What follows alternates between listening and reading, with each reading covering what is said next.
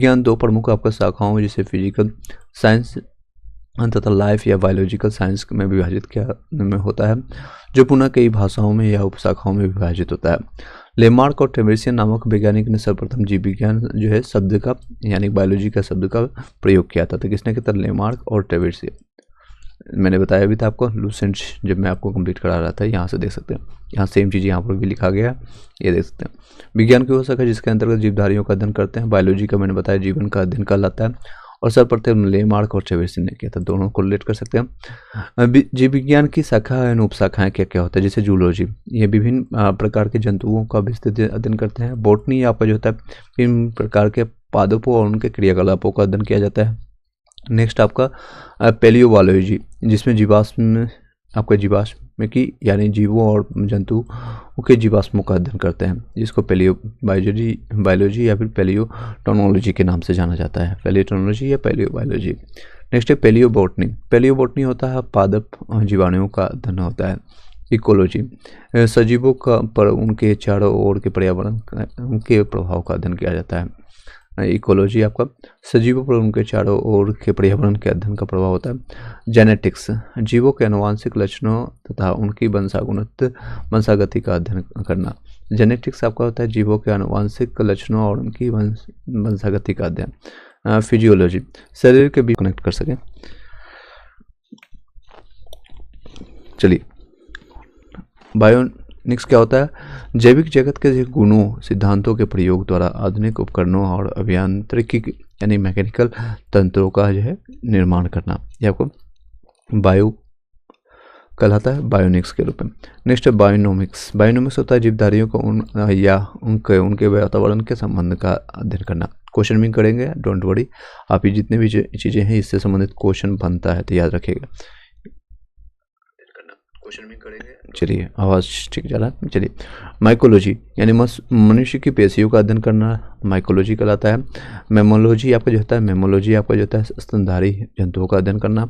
Next है बायोनोमी। बायोनोमी आपका जीवन के नियमों से संबंधित है। नोमी मतलब नियम कुछ ना कुछ होगा, तो जीवन के नियमों से संबंधित अध्ययन करना बायोनोमी, याद रखिए। बायोमेट्री, बायोमेट्री आपका गणित एवं सांख्यिकी की तकनीकों के द्वारा जीव विज्ञान का अध्ययन करना है, इसको बायोमेट्रिक कहते हैं। बायोमेट्रिक किसको कहते हैं आप लोग बताइएगा, साथ ही साथ कमेंट करते जाइएगा। जितने भी लोग अभी कनेक्टेड हो रहे हैं व्हाट्सअप और टेलीग्राम ग्रुप में शेयर कर दीजिएगा। पीडीएफ नोट्स ये आपको प्राप्त करने के लिए आप हमें टेलीग्राम ग्रुप में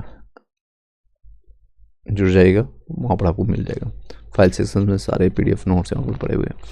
नेक्स्ट है बायोमेट्रिक क्या होता है? गणित और सांख्यिकी की तकनीकी द्वारा इसका जीव विज्ञान का अध्ययन करना। नेक्स्ट है फ्रेनोलॉजी। फ्रेनोलॉजी मस्तिष्क के विभिन्न भागों के क्रियाशीलता तथा विचिन्नता का अध्ययन करना आपका कहलाता है, फ्रियोलॉजी के नाम से जानते हैं। फ्रियोलॉजी आपका क्या होता है? मस्तिष्क के विभिन्न क्रियाकलापों के अध्ययन को आपको फ्रियोलॉजी के रूप में जानते हैं। नेक्स्ट है, चलते हैं, चलिए नेक्स्ट है एंथोलॉजी। एंथोलॉजी बहुत इंपॉर्टेंट ये क्वेश्चन आ चुका है, फूलों का अध्ययन कहलाता है। एंथोलॉजी फूलों का अध्ययन कहलाता है। नेक्स्ट है एग्रोस्टोलॉजी। एग्रो से पता चल रहा होगा घास के बारे में है, तो घास से संबंधित अध्ययन करना एग्रोस्टोलॉजी कहलाता है। नेक्स्ट है पैलियोमोलॉजी। पैलियोनोमोलॉजी आपका कहलाता है विभिन्न प्रकार के परागणों का अध्ययन करना। ऑन्कोलॉजी कैंसर या उससे संबंधित आपको ट्यूमर का अध्ययन करना, ऑन्कोलॉजी। नेक्स्ट है टेरोटोलॉजी, आपका जो शारीरिक विकास में आने वाले असमानताओं का अध्ययन करना। नेक्स्ट है कॉन्ड्रोलॉजी, उपास्थि से संबंधित अध्ययन करना। ऑस्टियोलॉजी, अस्थियों का अध्ययन करना। सेरोलॉजी, रुधिर सीरम का वैज्ञानिक अध्ययन करना। नेक्स्ट है हेमाटोलॉजी। हेमाटोलॉजी आपका रुधिर का अध्ययन करना। न्यूरोलॉजी तंत्रिका तंत्र से संबंधित अध्ययन करना, आपको न्यूरोलॉजी तंत्रिका तंत्र से संबंधित अध्ययन करना। नेक्स्ट है लिथोट्रैप्सी। लिथोट्रैप्सी आपको जो है कि चिकित्सा प्रक्रिया जिसमें किरणों की सहायता से गुर्दे, पित्ताशय, मूत्राशय की थैली में स्थित पथरी को तोड़कर मरीज का इलाज किया जाता है। नेक्स्ट है लिथोट्रैप्सी होता है एक चिकित्सीय प्रक्रिया जिसमें किरणों की सहायता से गुर्दे, पित्ताशय, मूत्राशय की थैली में स्थित पथरी को तोड़कर आपको मरीज का इलाज किया जाता है। पैथोलॉजी, पैथोलॉजी रोगों की प्रकृति, लक्षणों या वो कारकों का अध्ययन किया जाता है। नेक्स्ट है पैरासिटोलॉजी। पैरासिटोलॉजी आपका परजीवी जीवों का अध्ययन किया जाता है। परजीवी जीवों का आपका। नेक्स्ट है वायरोलॉजी, विषाणु, वायरल में आपको वायरस आप लोग पता होगा कोरोना वायरस से कोरिलेट कर सकते हैं। कोविड-19 अभी रिसेंटली जो भी जेन जी वाले बच्चे हैं सब तो देखे ही होंगे। तो आपका जीवाणुओं या वायरस का अध्ययन करना। बैक्टीरियोलॉजी, जीवाणुओं का अध्ययन, बैक्टीरियल जीवाणुओं का अध्ययन। नेक्स्ट है एंटोमोलॉजी, कीटों का अध्ययन। एक बार हम दोबारा रिवाइज करेंगे, डोंट वरी, एक बार हम पढ़ लेते हैं, इसको जान लेते हैं, फिर आपके यहाँ क्वेश्चन आंसर भी हम करवाएंगे। यू विल हैव टू कि क्वेश्चन भी हो गया, प्रैक्टिस भी हो जाएगा साथ साथ। लूसेंट भी हम साथ साथ चलेंगे, डोंट वरी। लूसेंट एक रिवीजन पर्पज से लास्ट मोमेंट में बहुत इंपॉर्टेंट होता है। जब आपका एडीओ के एग्जामिनेशन डेट आपको पता था 10 तारीख से 16 के बीच में होगा, तो उसको लेकर के मैंने ये रिवीजन पर्पज से स्टार्ट किया। अब आपके पास समय मिल गया, 1-2 महीना आपको टाइम मिल गया। दरोगा वालों के लिए आप इसी को कर सकते हैं। लूसेंट आप 3 से 4-5 बार पढ़ सकते हैं, कहीं भी अपने क्लासेज या खुद से कर सकते हैं। मैं अभी एडीओ या दोनों को साथ में लेकर चल रहा हूँ, आप ये इसको देख सकते हैं, साथ साथ प्रैक्टिस कर सकते हैं। नेक्स्ट है मारियोलॉजी, मारियोलॉजी चींटियों का अध्ययन कर लाता है। मैकोलॉजी आपका जो होता है मोलस्का या उनके खेलों का अध्ययन आपका होता है। इथियोको। नेक्स्ट है इथियोलॉजी आपका होता है मत्स्य की संरचना, कैरेकी के अध्ययन कर इत्यादि का अध्ययन करना। सर्पेटोलॉजी आपका सर्पों का अध्ययन करना। हर्पेटोलॉजी उभयचरों यानी सरीसृपों का अध्ययन करना। ऑर्निथोलॉजी आपका पक्षियों का अध्ययन करना है। नेक्स्ट आपका डर्मेटोलॉजी आपको त्वचा और उनके रोगों का अध्ययन करना। नेक्स्ट है ट्रोफोलॉजी पोषण और पोषण विधियों का अध्ययन करना। ट्रोफोलॉजी पोषण और पोषण विधियों का अध्ययन करना। नेक्स्ट आपका है टेटोलॉजी उपार्जित आपका लक्षणों का अध्ययन करना है। नेक्स्ट आपका है, देख सकते हैं महत्वपूर्ण आपको जो है प्रमुख शब्दावली और उससे संबंधित उत्पाद होता है। एपीकल्चर जिसे होता है व्यापारिक स्तर पर शहद उत्पादन या मसालों में परागण है तो मधुमक्खी का पालन करना। यदि एपीकल्चर आपका संबंधित है आपको मधुमक्खी से, याद रखिएगा, उसके पालन से। नेक्स्ट है एबीकल्चर आपका मछली पालन से। एक्वाकल्चर, एक्वा से मछली होता है यानी जलीय जीवों जैसे जंतु और वनस्पतियों का अध्ययन करना। एक्वा यानी पानी से संबंधित है। एक्वा आपने वाटर भी देखा होगा, एक्वा वाटर, इस तरह से कोलेट कर सकते हैं। Next alga culture, aqua culture का एक प्रकार है जिसके अंतर्गत शैवालों की कृषि की जाती है। नेक्स्ट पीसी कल्चर, मत्स्य या मछली पालन का होता है। एग्रीकल्चर आपका फसल संवर्धन से पशुपालन तथा कृषि से संबंधित आपका विज्ञान है। सेरीकल्चर आपका कच्चे रेशम के उत्पादन अन्य हेतु रेशम कीट का पालन करना। सिल्वीकल्चर आपका वन आपका संवर्धन है। स्पंजी कल्चर आपका स्पंज संवर्धन है। फ्लोरिकल्चर आपका फूलों की खेती या पुष्प कृषि होता है। ओलेरिकल्चर आपका सब्जियों की कृषि होता है। अर्बोरिकल्चर आपका जो होता है वृक्षों या झाड़ियों की कृषि होती है। हॉर्टिकल्चर आपका फूलों या फलों या सब्जियों या मसालों की खेती के लिए जानते हैं। पोमोलॉजी आपका फलों की कृषि होता है। एग्रोनॉमी फसलों की खेती के लिए जानते हैं। एग्रोनॉमी आपको फसलों की खेती। एपोमोलॉजी आपको फलों की कृषि के लिए जानते हैं। वर्मी कल्चर आपका कृषि उत्पादन में वृद्धि हेतु केचुआ का पालन के लिए जानते हैं। केचुआ के पालन के लिए जानते हैं। कृषि संबंधित आपको पता है केचुआ को किसान का मित्र भी कहा जाता है। नेक्स्ट है ऑस्ट्रियोलॉजी, व्यापार हेतु सीपो यानी ऑस्टर्स में आपका कृत्रिम प्रजनन के लिए आर्टिफिशियल जो आपको प्रेगनेंसी किया जाता है, आईवीएफ का नाम आपने सुना होगा। तो ऑस्ट्रियोकल्चर आपको जो है ऑस्ट्रियोकल्चर में इसमें सीपो का जो है व्यापार हेतु सीपो में आपको कृत्रिम प्रजनन के लिए। ओनिकल्चर आपको जैतून ओविल्स का उत्पादन होता है संरक्षण तथा व्यापार के लिए। हेरिकल्चर आपको घोंघे एज स्नेल्स का आपको संवर्धन के लिए जानते हैं। विटिकल्चर आपको अंगूर के लिए उत्पादन के लिए, भी क्वेश्चन आ चुका है कई बार। नेक्स्ट है आपका मेरिकल्चर मानव उपयोग हेतु समुद्री जीवों या जंतु वनस्पति का संवर्धन के लिए होता है। मोरिकल्चर आपका जो होता है शहदूत की खेती के लिए। हाइड्रोपोनिक्स आपको जो होता है या एरोपोनिक्स या एरोकल्चर आपका मृदा विहीन पादप संवर्धन के लिए जानते हैं। ये आपको पोषक द्रव्य हो गया, न्यूट्रिएंट्स के लिए जानते हैं। वायु पत्थर एयर स्टोन होता है, ये वायु पंप के एयर पंप के लिए जानते हैं। हाइड्रोपोनिक्स प्रणाली द्वारा आपका पादप संवर्धन के लिए जानते हैं। सिटीकल्चर आपका जो होता है सिट्रिकल्चर आपका खट्टे फलों या फल उत्पादों का संवर्धन होता है। वेजिकल्चर आपका सब्जियों या पौधों की कृषि, मुख्यतः जड़ वाले फसलों की कृषि जिनमें आपका कायकी आपका प्रबंधन होता है। चलिए इसके एक बार दोबारा हम रिवाइज कर देते हैं तेज़ी से, फिर हम क्वेश्चन आंसर करेंगे। जितने भी क्वेश्चन अभी तक आए हैं, अभी चाहे बीपीएससी यूआईएस हो, पीसीएस हो, सभी जगह का एक जगह सम घटना चक्र का एक बुक से हम करवा रहे हैं, तो आपको इधर उधर भटकना नहीं पड़ेगा। जितने भी क्वेश्चन है पूरा टॉपिक हम कंप्लीट करेंगे। लगभग 27-28 क्वेश्चन इसमें है, 28 क्वेश्चन है। फिर आपका नेक्स्ट टॉपिक आपका जैव विकास के बारे में जानेंगे। चलिए इसको दोबारा हम रिवाइज करते हैं आप लोग के लिए, आप साथ साथ देखते जाइएगा और प्रैक्टिस कीजिएगा। नेक्स्ट है जूलॉजी जी, आपका प्रत्येक या जंतुओं या विस्तृत जंतुओं का विस्तृत अध्ययन करना, जूलॉजी जंतुओं के बारे में है। बॉटनी आपको पादप और उनके क्रियाकलापों के बारे में है। पोमियोलॉजी आपका जो जंतु और जीवाणुओं के अध्ययन के बारे में पोमियोलॉजी। नेक्स्ट है पेलियो बॉटनी, पादप जीवाणुओं का अध्ययन है, जीवाश्मों का पादप जीवाश्मों का अध्ययन आपका पादप जीवाश्मों का अध्ययन कहलाता है, पादप जीवाश्मों का अध्ययन के रूप में जानते हैं। नेक्स्ट है जेनेटिक्स, जीवाणु आनुवांशिक लक्षणों है उनकी, जिसे आप वंशागति का अध्ययन करने के लिए जानते हैं। जिसे जेनेटिक्स में आपके माता पिता से जो आपको हाइट मिलता है या कलर मिलता है या फिर आपके आंखें मिलती है, तो ये जेनेटिकली कहीं बोलता है ना कि ये काला हो गया गोरा हो गया, इसी पर डिपेंड करता है जेनेटिक्स पर। जीवों का अनुवांशिक लक्षणों और उनकी वंशागति का अध्ययन करना। फिजियोलॉजी है शरीर के विभिन्न भागों के कार्य विधियों का अध्ययन करना। पेडोलॉजी आपको मृदा और मृदा आपका निर्माण, मृदा के प्रकार इत्यादि का अध्ययन, पेडोलॉजी मृदा से संबंधित है। जेनेटोलॉजी आपको मनुष्य यानी वृद्धावस्था या काला प्रभावन के सामाजिक संज्ञानात्मक मनोवैज्ञानिक जैविक आपका पहलू का अध्ययन के लिए जानता है। जेनेटोलॉजी आपको वृद्धावस्था से याद रखेगा।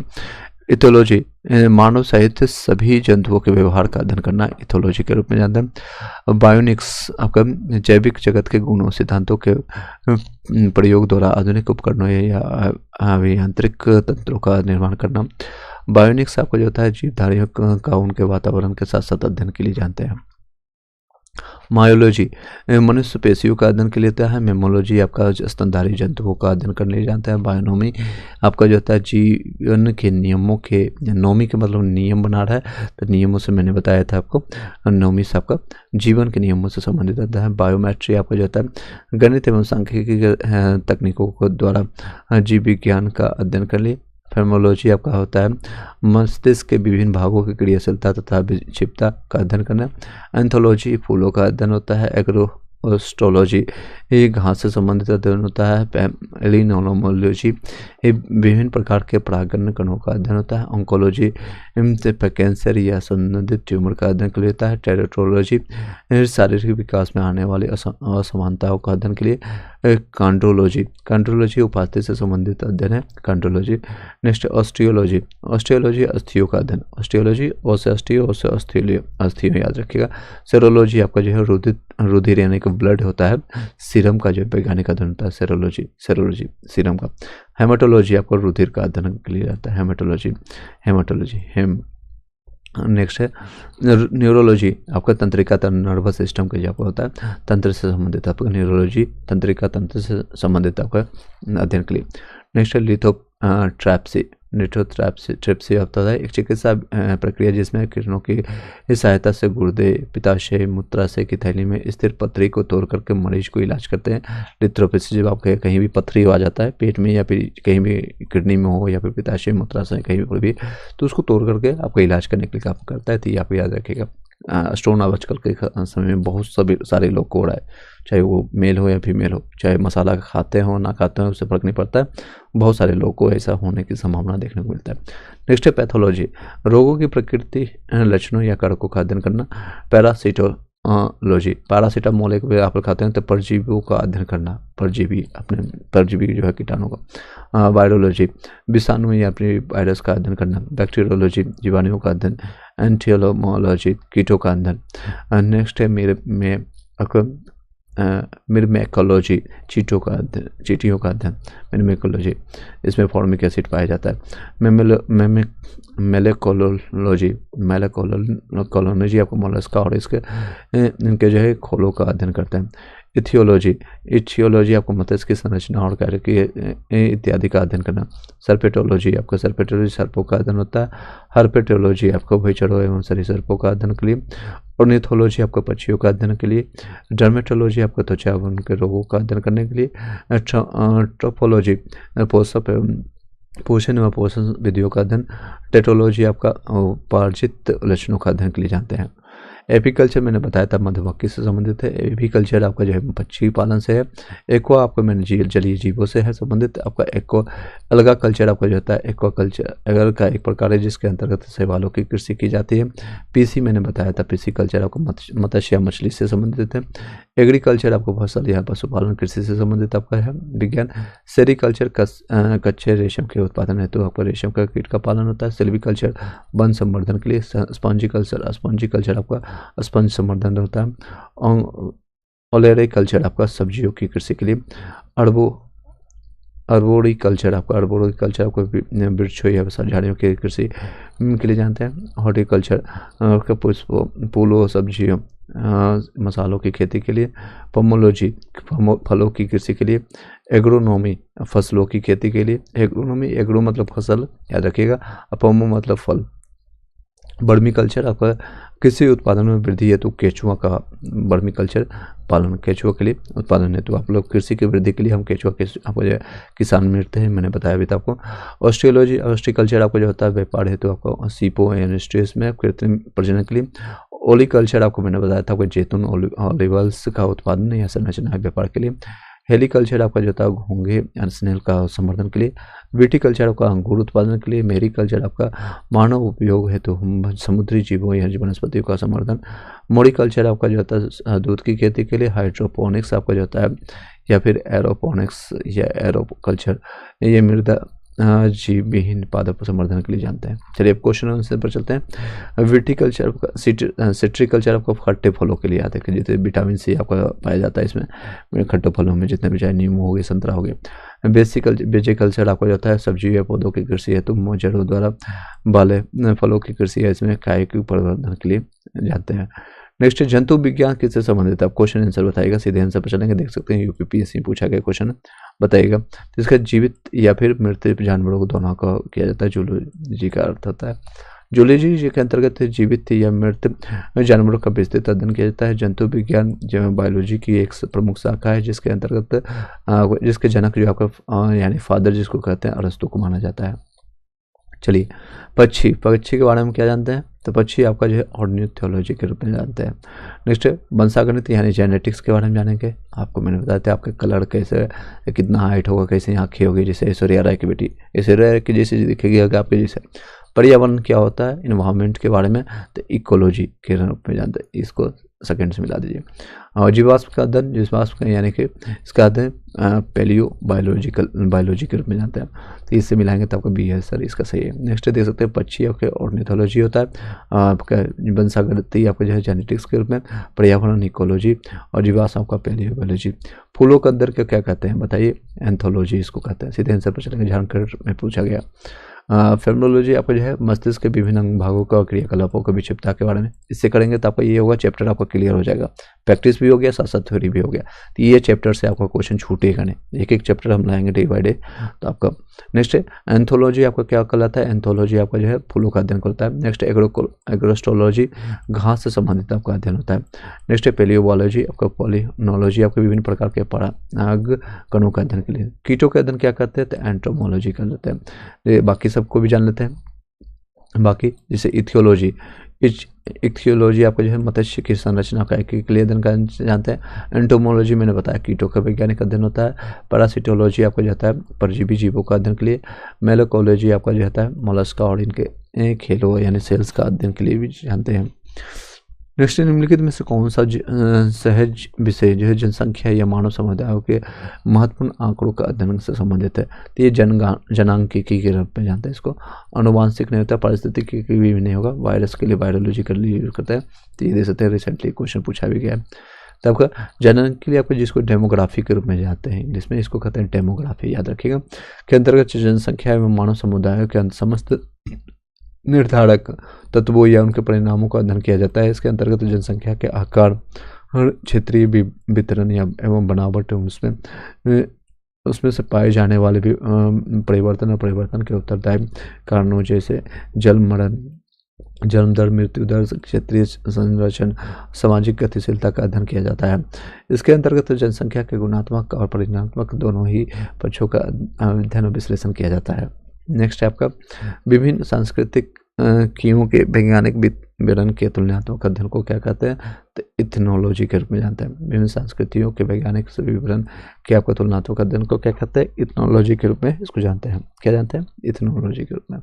चलिए इसके विस्तार से जानते हैं। इथनोलॉजी आपको जो है, इथनोलॉजी आपको विभिन्न संस्कृतियों के वैज्ञानिक विवरणों के तुलनात्मक अध्ययन होता है। नेक्स्ट है इथनोलॉजी। इथनोलॉजी ग्राफी के ग्राफी इसमें लगा होता है, विशिष्ट संस्कृति आपका किसी विशिष्ट संस्कृति के बारे में अध्ययन के लिए जानते हैं। इथियोलॉजी आपको जो होता है मानव सहित के सभी जंतुओं के व्यवहार का अध्ययन किया जाता है। एथिक्स आपको जो होता है नैतिक आचार। एथिक्स आप लोगों को यूपीएससी में लिखना भी होता है कि आपके नैतिक आचार और कर्तव्य का मनोवैज्ञानिक अध्ययन के लिए जानते हैं। नेक्स्ट है जैविक जगत में होने वाले कार्य गुण या अध्ययन के इस ज्ञान को मशीनी जगत में उपयोग करने वाले को क्या कहते हैं, तो इसमें बायोनिक्स के रूप में जानते हैं। क्या कहते हैं, बायोनिक्स के रूप में जानते हैं। बायोनिक्स, बाकी हम ऑप्शंस को भी जान लेते हैं। बायोनिक्स होता है, बायोमेट्री हो गया, बायोनोमी हो गया, इस सारे को हम एक एक करके विस्तार से जानते हैं। जैसे बायोनिक्स होता है, क्या होता है, जैविक जगत में होने वाले कार्य या गुण पद्धति का अध्ययन या एवं अजैव तंत्र का इसका होता है इसका प्रयोग। बायोनिक्स आपका होता है, बायोनिक्स जीवधारियों का उनके वातावरण के साथ संबंध अध्ययन होता है। बायोनोमी क्या होता है, जीवन के नियम यानी कि लॉ नोमी, मैंने बताया था नोमी के बारे में, तो आपका लॉ ऑफ लॉज या फिर कहते हैं जीवन के नियम का अध्ययन करना। बायोमेट्री आपका क्या होता है, गणित एवं सांख्यिकी तकनीक के द्वारा जीव विज्ञान का अध्ययन के लिए जानते हैं। नेक्स्ट चलते हैं पैलियो, वो वनस्पति के अंतर्गत अध्ययन करते हैं। किसको करते हैं, तो जंतु शिवाल का या फिर शैवाल का, जंतु जीवाश्म का या फफूंद का, इनमें से कोई नहीं। तो इसका सही जवाब होगा इनमें से कोई नहीं, क्योंकि पैलियो वनस्पति में हम क्या करते हैं, तो पादप का यूज करते हैं। यहाँ पर पादप का कोई यूज नहीं, प्लांट के बारे में तो आपका करते हैं, प्लांट से संबंधित होता है, तो इसका प्लांट से होगा। तो पैलियो वनस्पति आपका पैलियो बॉटनी जो होता है के अंतर्गत पादप जीवाश्म यानी फॉसिल प्लांट्स का अध्ययन करते हैं, जो कि लाखों वर्ष पूर्व बर्फ, मिट्टी इत्यादि के नीचे किसी प्राकृतिक घटना के कारण दब गए थे, जिन उनकी जो है छाप पत्थरों की चट्टानों में प्राप्त होती है। जीवाश्मों से जैव विकास के बाद और ठोस प्रमाण मिलते हैं। प्रोफेसर जो आपको बीरबल साहनी को भारतीय जीवाश्म वनस्पति विज्ञान का जनक यानी फादर ऑफ इंडियन आपको पैलियो बॉटनी कहा गया है। रेशम कीट पालन को क्या कहते हैं, तो सेरिकल्चर के रूप में जानते हैं। चलिए इसके और विस्तार से जान लेते हैं। एपीकल्चर आपका क्या होता है, तो आपका व्यवहारिक स्तर पर शहद उत्पादन फसलों में आपको पर्यावरण हेतु मधुमक्खी पालन के लिए जानते हैं एपीकल्चर। हॉर्टिकल्चर आपको पुष्प फल जो है दोनों पौधों को अध्ययन के लिए जाते हैं हॉर्टिकल्चर। सेरिकल्चर आपका जो होता है कच्चे रेशम के उत्पादन हेतु रेशम कीट का पालन के लिए। फ्लोरिकल्चर आपका सजावट के लिए काम आने वाले फूल पुष्पों का यूज करते हैं। फ्लोरिकल्चर आप लोग देखते हो शादी ब्याह में इसका यूज होता है, तो इसमें ज़्यादातर पुष्पों का यूज होता है। मधुमक्खी का उपयोग किया जाता है एपीकल्चर में। कहाँ पर किया जाता है, एपीकल्चर में किया जाता है। नेक्स्ट है, बाकी व्याख्या आप ऊपर में देखते चले जाएंगे, सीधे आप क्वेश्चन आंसर करेंगे। कौन सा सम्मिलित नहीं है, फूलों के अध्ययन फ्लोरिकल्चर अभी मैंने बताया सही है। फसलों के अध्ययन आपका एग्रोनॉमी, ये भी सही है। फलों की खेती आपका पोमोलॉजी कहलाता है। सब्जियों की खेती आपका क्या कहलाता है, इसको हॉर्टिकल्चर नहीं कहते हैं, बल्कि एक विशेष पद्धति जिसके तहत आपका फलों की कृषि की जाती है, पोमोलॉजी इसका होगा। इसका याद रखिएगा, एक विशेष प्रकार की कृषि होती है जिसके तहत आपको फलों की कृषि, सब्जी यानी की कृषि तथा फूलों की कृषि आती है। प्रश्न में 1 और 3 आपको फूलों की और फलों की खेती के क्रम से आपको फ्लोरिकल्चर और पोमोलॉजी कहते हैं। यानी फूलों की खेती के लिए फ्लोरिकल्चर और फलों की खेती के लिए पोमोलॉजी का नाम दिया जाता है। आपका सी के अंतर्गत जो होता है आपका नामकरण जो हॉर्टिकल्चर दिया गया है, जिसके बेहद श्रेणी जो है आपका शब्दावली है, मतलब कि इसकी बृहत श्रेणी की शब्दावली होती है। हाँ, सब्जियों की खेती के लिए विशिष्ट शब्दावली जो है क्या कहते हैं, उसको ओलेरिकल्चर कहते हैं सब्जियों के लिए।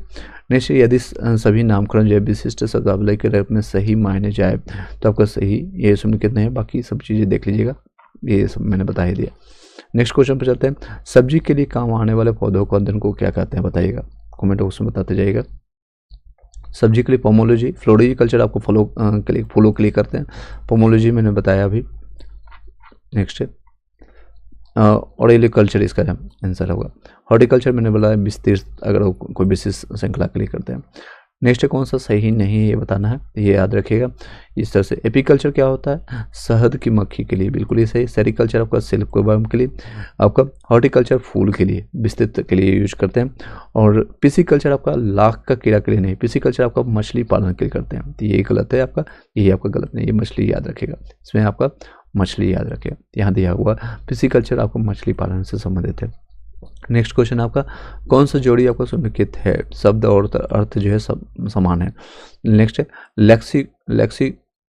लेक्सिकोग्राफी, शब्दकोश का संकलन के रूप में जानते हैं, ये बिल्कुल सही है। नेक्स्ट है फिलोलॉजी, नहीं ये बातें गलत है, बाकी सिर्फ ये सही है, बाकी यहाँ पर गलत है, मैं आपको बता देता हूँ यहाँ पर। लेक्सिकोग्राफी आपको शब्द कोश का संकलन या फिर संयोजन के रूप में जानते हैं। फिलोलॉजी आपको जो है भाषा की संरचना या फिर एवं विकास एवं इतिहास का अध्ययन के लिए जानते हैं, फिलोलॉजी कहते हैं। फिलोसोफर बन गया तो क्या। एंटोमोलॉजी कीटों का अध्ययन के लिए जानते हैं। आइकोनोग्राफी प्रतिमा या फिर चित्रकला का अध्ययन के लिए जाता है। नेक्स्ट लेक्सिकोग्राफी का संबंध है शब्दकोश की संरचना से है, आपका शब्दकोश की संरचना से। विटिकल्चर किससे संबंधित आपका उत्पादित होता है, विटिकल्चर आपको मैंने बताया अंगूर से संबंधित है। अब केचुआ को जो है किसान का मित्र कहा जाता है। चलिए नेक्स्ट है आपका, विटिकल्चर का अंगूर के उत्पादन और उसके अध्ययन से संबंधित विज्ञान की शाखा है। कीट संवर्धन किससे है, तो कीटों की वृद्धि का आपका विज्ञान है। जंतु का नहीं होगा, मछली का नहीं, पिसे गलत है, कीटों का भी नहीं, तो आपका कीटों की वृद्धि से संबंधित है। ये आसान सा क्वेश्चन है, ये देख सकते हैं बीपीएससी में क्वेश्चन पूछा गया है 2015 में। कीट संवर्धन यानी कि जैसे केचुआ की वृद्धि के लिए विज्ञान कहा जाता है, कि विज्ञान कहा जाता है। केचुआ कीटों का मृत भूमि की आंत कहा जाता है। केचुआ खाद या वर्मी कंपोस्ट पोषक पदार्थों से भरपूर एक उत्तम जैव उर्वरक है। वर्मी कल्चर में प्रयुक्त वर्म होता है, क्या होता है, अर्थवर्म होता है। वर्मी कंपोस्ट को वर्मी कल्चर केचुआ पालन भी कहते हैं। केचुआ यानी अर्थवर्म्स के मल से तैयार खाद की वर्मी कंपोस्ट कहा जाता है, यानी उसके मल मूत्र से निकलता है, मल से। नेक्स्ट है जेरेंटोलॉजी किसकी अध्ययन से संबंधित है आपका, तो वृद्धा से, अभी मैंने बताया था, ये 3-4 बार हो चुका है। जेरेंटोलॉजी यानी कि एक जीव विज्ञान की वो उपशाखा है जिसका संबंध आपका वृद्ध व्यक्तियों से है। वृद्धावस्था में मांसपेशियां स्थिर हो जाती है और शरीर के अंग युवावस्था की तरह कार्य नहीं कर पाते हैं। आज के वैज्ञानिक इस बात का पता लगाने का प्रयत्न कर रहे हैं कि मनुष्य में बुढ़ापा या जीर्णता पाने के लिए शरीर के कौन से क्रियात्मक परिवर्तन उत्तरदायी है। चलिए नेक्स्ट है जेनेटिक्स निम्न में से किसका अध्ययन करता है। जेनेटिक्स आपका आनुवांशिकता और विचरण से संबंधित है। जेनेटिक्स और आनुवांशिकता जीव विज्ञान को शाखा जिसके अंतर्गत जीवधारियों के आनुवांशिक लक्षणों और इसकी वंशागुणित और विचरण यानी वेरिएशन का अध्ययन किया जाता है। चलिए नेक्स्ट है आपका वृद्धावस्था या काल प्रभावन के विषय में ज्ञान प्राप्ति किसके द्वारा विधि द्वारा किया जाता है। ऑन्कोलॉजी या फिर जेरोंटोलॉजी, ये आपका सही है। टेरेटोलॉजी नहीं ऑर्निथोलॉजी भी नहीं, इसका बी आंसर है। जेरोंटोलॉजी आपका जो है वृद्धावस्था या काल प्रभावन के सामाजिक मैंने 2-3 बार बता दिया, बाकी देख लीजिए। देखिए जिसके अंतर्गत नेक्स्ट है ऑन्कोलॉजी, चिकित्सा विज्ञान के वो शाखा जिसके अंतर्गत कैंसर से संबंधित ट्यूमर का पता किया जाता है। टेरेटोलॉजी शारीरिक विकास में आने वाली असमानता का अध्ययन है। ऑर्निथोलॉजी जंतु विज्ञान की वह शाखा जिसके अंतर्गत पक्षियों का अध्ययन किया जाता है, याद रखिएगा। नेक्स्ट आपका क्वेश्चन है जीर्ण यानी वृद्ध होने की प्रक्रिया के अध्ययन को क्या कहते हैं, तो वृद्ध होने का आपको जेरोंटोलॉजी कहता है। रिपीटेड क्वेश्चन देख सकते हैं कहाँ क्वेश्चन पूछा गया। पैडोलॉजी जो है निम्न वैज्ञानिक अध्ययन किससे संबंधित है आपका, तो मिट्टी, पैडो याद रखिएगा, पैडो से संबंधित आपको मिट्टी से है। पैडोलॉजी आपका जो है के अंतर्गत मृदा यानी मिट्टी को मृदा कहते हैं। निर्माण है आपके फॉर्मेशन ऑफ सॉइल के लिए, मृदा के प्रकार इत्यादि का अध्ययन करते हैं। मृदा एक भौतिक घटक यानी फिजिकल फैक्टर जिससे आपके हरे पौधे कच्चे पदार्थ के रूप में जलन और जल एवं खनिज लवण यानी मिनरल्स प्राप्त करते हैं। मिट्टी भौतिक चट्टान के अपक्षय यानी वेदनी से निर्मित होती है। अस्थियों का अध्ययन विज्ञान की किस शाखा के अंतर्गत किया जाता है, तो बताइएगा ऑस्टियोलॉजी के रूप में जानते हैं इसको। ऑस्टियोलॉजी आपका जो होता है अस्थियों का अध्ययन या फिर बोन्स का अध्ययन के लिए जानता है। नेक्स्ट ऑर्नोलॉजी ये पर्वतों का अध्ययन के लिए जानता है। सेरोलॉजी आपका जो होता है रुधिर आपका सीरम का आपका वैज्ञानिक अध्ययन होता है। जियोलॉजी आपका जो होता है पृथ्वी की आंतरिक संरचना है उसमें पाए जाने वाले पदार्थों का अध्ययन के लिए जानते हैं। चलिए ये सारी चीज़ें, ये सारे इंपॉर्टेंट क्लासेज आपका है और ये हम कंटिन्यू करेंगे पूरा साइंस, साथ साथ आपका हिस्ट्री, पॉलिटी, ज्योग्राफी हम कंटिन्यू कर आपको लेके आएंगे। इकोनॉमिक्स के साथ आपका करंट अफेयर ऑलरेडी मैंने कंप्लीट कराया है, मल्टीपल टाइम आप आगे जा करके देख सकते हैं, आपको दिखा भी देता हूँ। देखिए यहाँ पर सारे आप देखेंगे तो आपका अंग्रेजी एरिया भी स्टार्ट हो चुका है, time to time Hindi English में मैंने कंप्लीट कराया है, तो वहाँ से भी जा करके देख सकते हैं। चलिए सीधे टाइम वेस्ट करते हुए जिन लोगों को वीडियो नोट्स या प्राप्त करना है तो वो हमें कांटेक्ट कर सकते हैं। हड्डियों की पढ़ाई जो आपका विज्ञान की किस शाखा के अंतर्गत होती है, तो आपका ऑस्टियोलॉजी से संबंधित ये रिपीटेड क्वेश्चन है, देख सकते हैं बीपीएससी प्री में पूछा गया। सर्पों के विषय में जानकारी प्राप्त करना क्या कहलाता है, आपका सर्पेटोलॉजी कहलाता है। सर्पेटोलॉजी कहता है आपका सर्पों का अध्ययन किया जाता है। हर्पेटोलॉजी आपको जो है देख सकते हैं, हर्पेटोलॉजी जीव विज्ञान की शाखा जिसके अंतर्गत उभयचरों या सरीसृपों का अध्ययन किया जाता है। ऑर्निथोलॉजी आपका जो है अंदर पक्षियों का अध्ययन किया जाता है। इक्थियोलॉजी आपका जो होता है मछलियों का अध्ययन किया जाता है, तो याद रखिएगा। ऑर्निथोलॉजी आपको मैंने बताया आपका किससे संबंधित है, तो ऑर्निथोलॉजी आपको पक्षियों से संबंधित है, मैं आपको शॉर्ट में लिख देता हूँ। इक्थियोलॉजी आपको मछली से है और आपका हर्पेटोलॉजी आपका जो है आपको मैंने बताया आपका जीव विज्ञान को जिसके आपका उभयचर और सरीसृपों के बारे में मिलता है जानकारी, यहाँ देख सकते हैं उभयचर और सरीसृपों। नेक्स्ट है किस में आपका जो है बेमेल है, कौन सा बेमेल है, यानी कि ओड वन जिसको आउट कहते हैं, अपने रीजनिंग में देखा हुआ, तो इस तरह से भी क्वेश्चन रीजनिंग में पूछा जाता है। तो ये रीजनिंग और साइंस का मिक्सचर होता है क्वेश्चन। फिजियोलॉजी, साइकोलॉजी, पैथोलॉजी या बैक्टीरियोलॉजी, इसका जवाब होगा साइकोलॉजी, ये मस्तिष्क से संबंधित है। बाकी देख सकते हैं फिजियोलॉजी आपका पैथोलॉजी, बैक्टीरियोलॉजी जीव विज्ञान से संबंधित आपका विद्याएं हैं, जबकि साइकोलॉजी मनोविज्ञान मैंने बताया मस्तिष्क से अलग, इनसे आपका अलग विद्या है, मतलब दोनों अलग पढ़ाई है। नेक्स्ट है जनरली ये देखते होंगे कोविड-19 के बाद साइकोलॉजी की जरूरत पड़ता है। साइकोलॉजी यानी कि इन द सेंस कि डिप्रेशन का सिम्टम ज़्यादा देखने को मिलता है। डिप्रेशन में लोग सुसाइड कर रहे हैं, लोग एक दूसरे को हार्म कर रहे हैं, या फिर आपको एक मनोबल भी डाउन हो जाता है जो लगातार आपको असफलता मिलता है। 2 4 5 साल लगातार आपने प्रिपरेशन किया और कहीं भी आपको सफलता नहीं मिल रहा है, पीटी मेंस निकल रहा है और फाइनल सिलेक्शन नहीं मिल रहा है, तो ये सारी चीज़ें, बाकी सब चीज़ों को हम देख सकते हैं, बट ये आपके मन में क्या चल रहा है किसी को नहीं पता चलेगा। नेक्स्ट है हाइड्रोपोनिक्स। हाइड्रोपोनिक्स क्या होता है, मृदा विहीन पादपों का संदर्भ है, पादप में नहीं, आपका सब्जियों में भी नहीं, जल में भी नहीं। हाइड्रो मतलब याद रखिएगा पानी से संबंधित होगा, मृदा विहीन आपका पादप संवर्धन से। हाइड्रोपोनिक्स एक ऐसी प्रक्रिया है जिसमें आपका खनिज पोषक तत्वों के बिलियन के प्रयोग द्वारा जल में पौधों का उपयोग उगाया जाता है। यह पौधे को उगाने की ऐसी विधि जिसमें आपको भूमि में पौधे नहीं उगाए जाते, याद रखिएगा। तो यहाँ पर कहाँ पर, तो जल में उगाया जाता है। ये टॉपिक आपका कंप्लीट हो गया। नेक्स्ट आपका है टॉपिक आपका जैव विकास। इस टॉपिक को भी किया जाए, यस नो में भी आप लोग बताइएगा। साथ साथ मैं लूसेंट को भी कंप्लीट कर रहा हूँ, आप इसको भी देख सकते हैं। लूसेट का भी 1 लाइनर मैं आपको साथ ही साथ फैक्ट आपको जो है कंप्लीट कराते जा रहा हूँ। एक बार वीडियो को सभी लोग लाइक करके शेयर कर दीजिएगा और कमेंट कीजिएगा आगे कंटिन्यू किया जाए, यस नो में भी आप लोग बताइए, फिर आगे कंटिन्यू किया जाएगा। जितने लोग एक बार लाइक करके शेयर कर दीजिएगा, जितने लोग अभी कनेक्टेड हैं।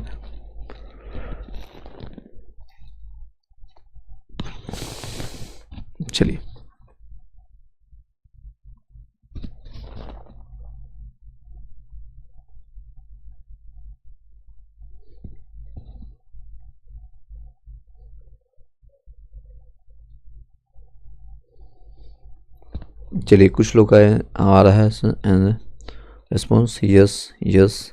चलिए 2-3 लोग और मैसेज कीजिएगा जितने भी लोग हैं।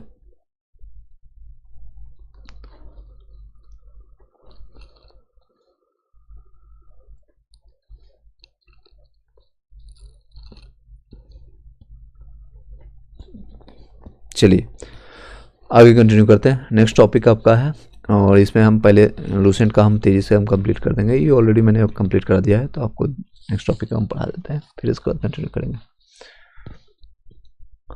जेनेटिक्स यानी आनुवांशिकता, पहले इसके बारे में हम पढ़ लेंगे, फिर हम उसके बाद हम इस क्वेश्चन को भी करेंगे और इसके भी एक थ्योरी दिया हुआ, साथ साथ आपका क्वेश्चन भी करवाएंगे। तो दोनों पोर्शन आपको 2 से 3 बार रिवाइज होगा। मैं ऑलरेडी मल्टीपल टाइम रिवाइज करके ही पढ़ाता हूँ आप लोग को।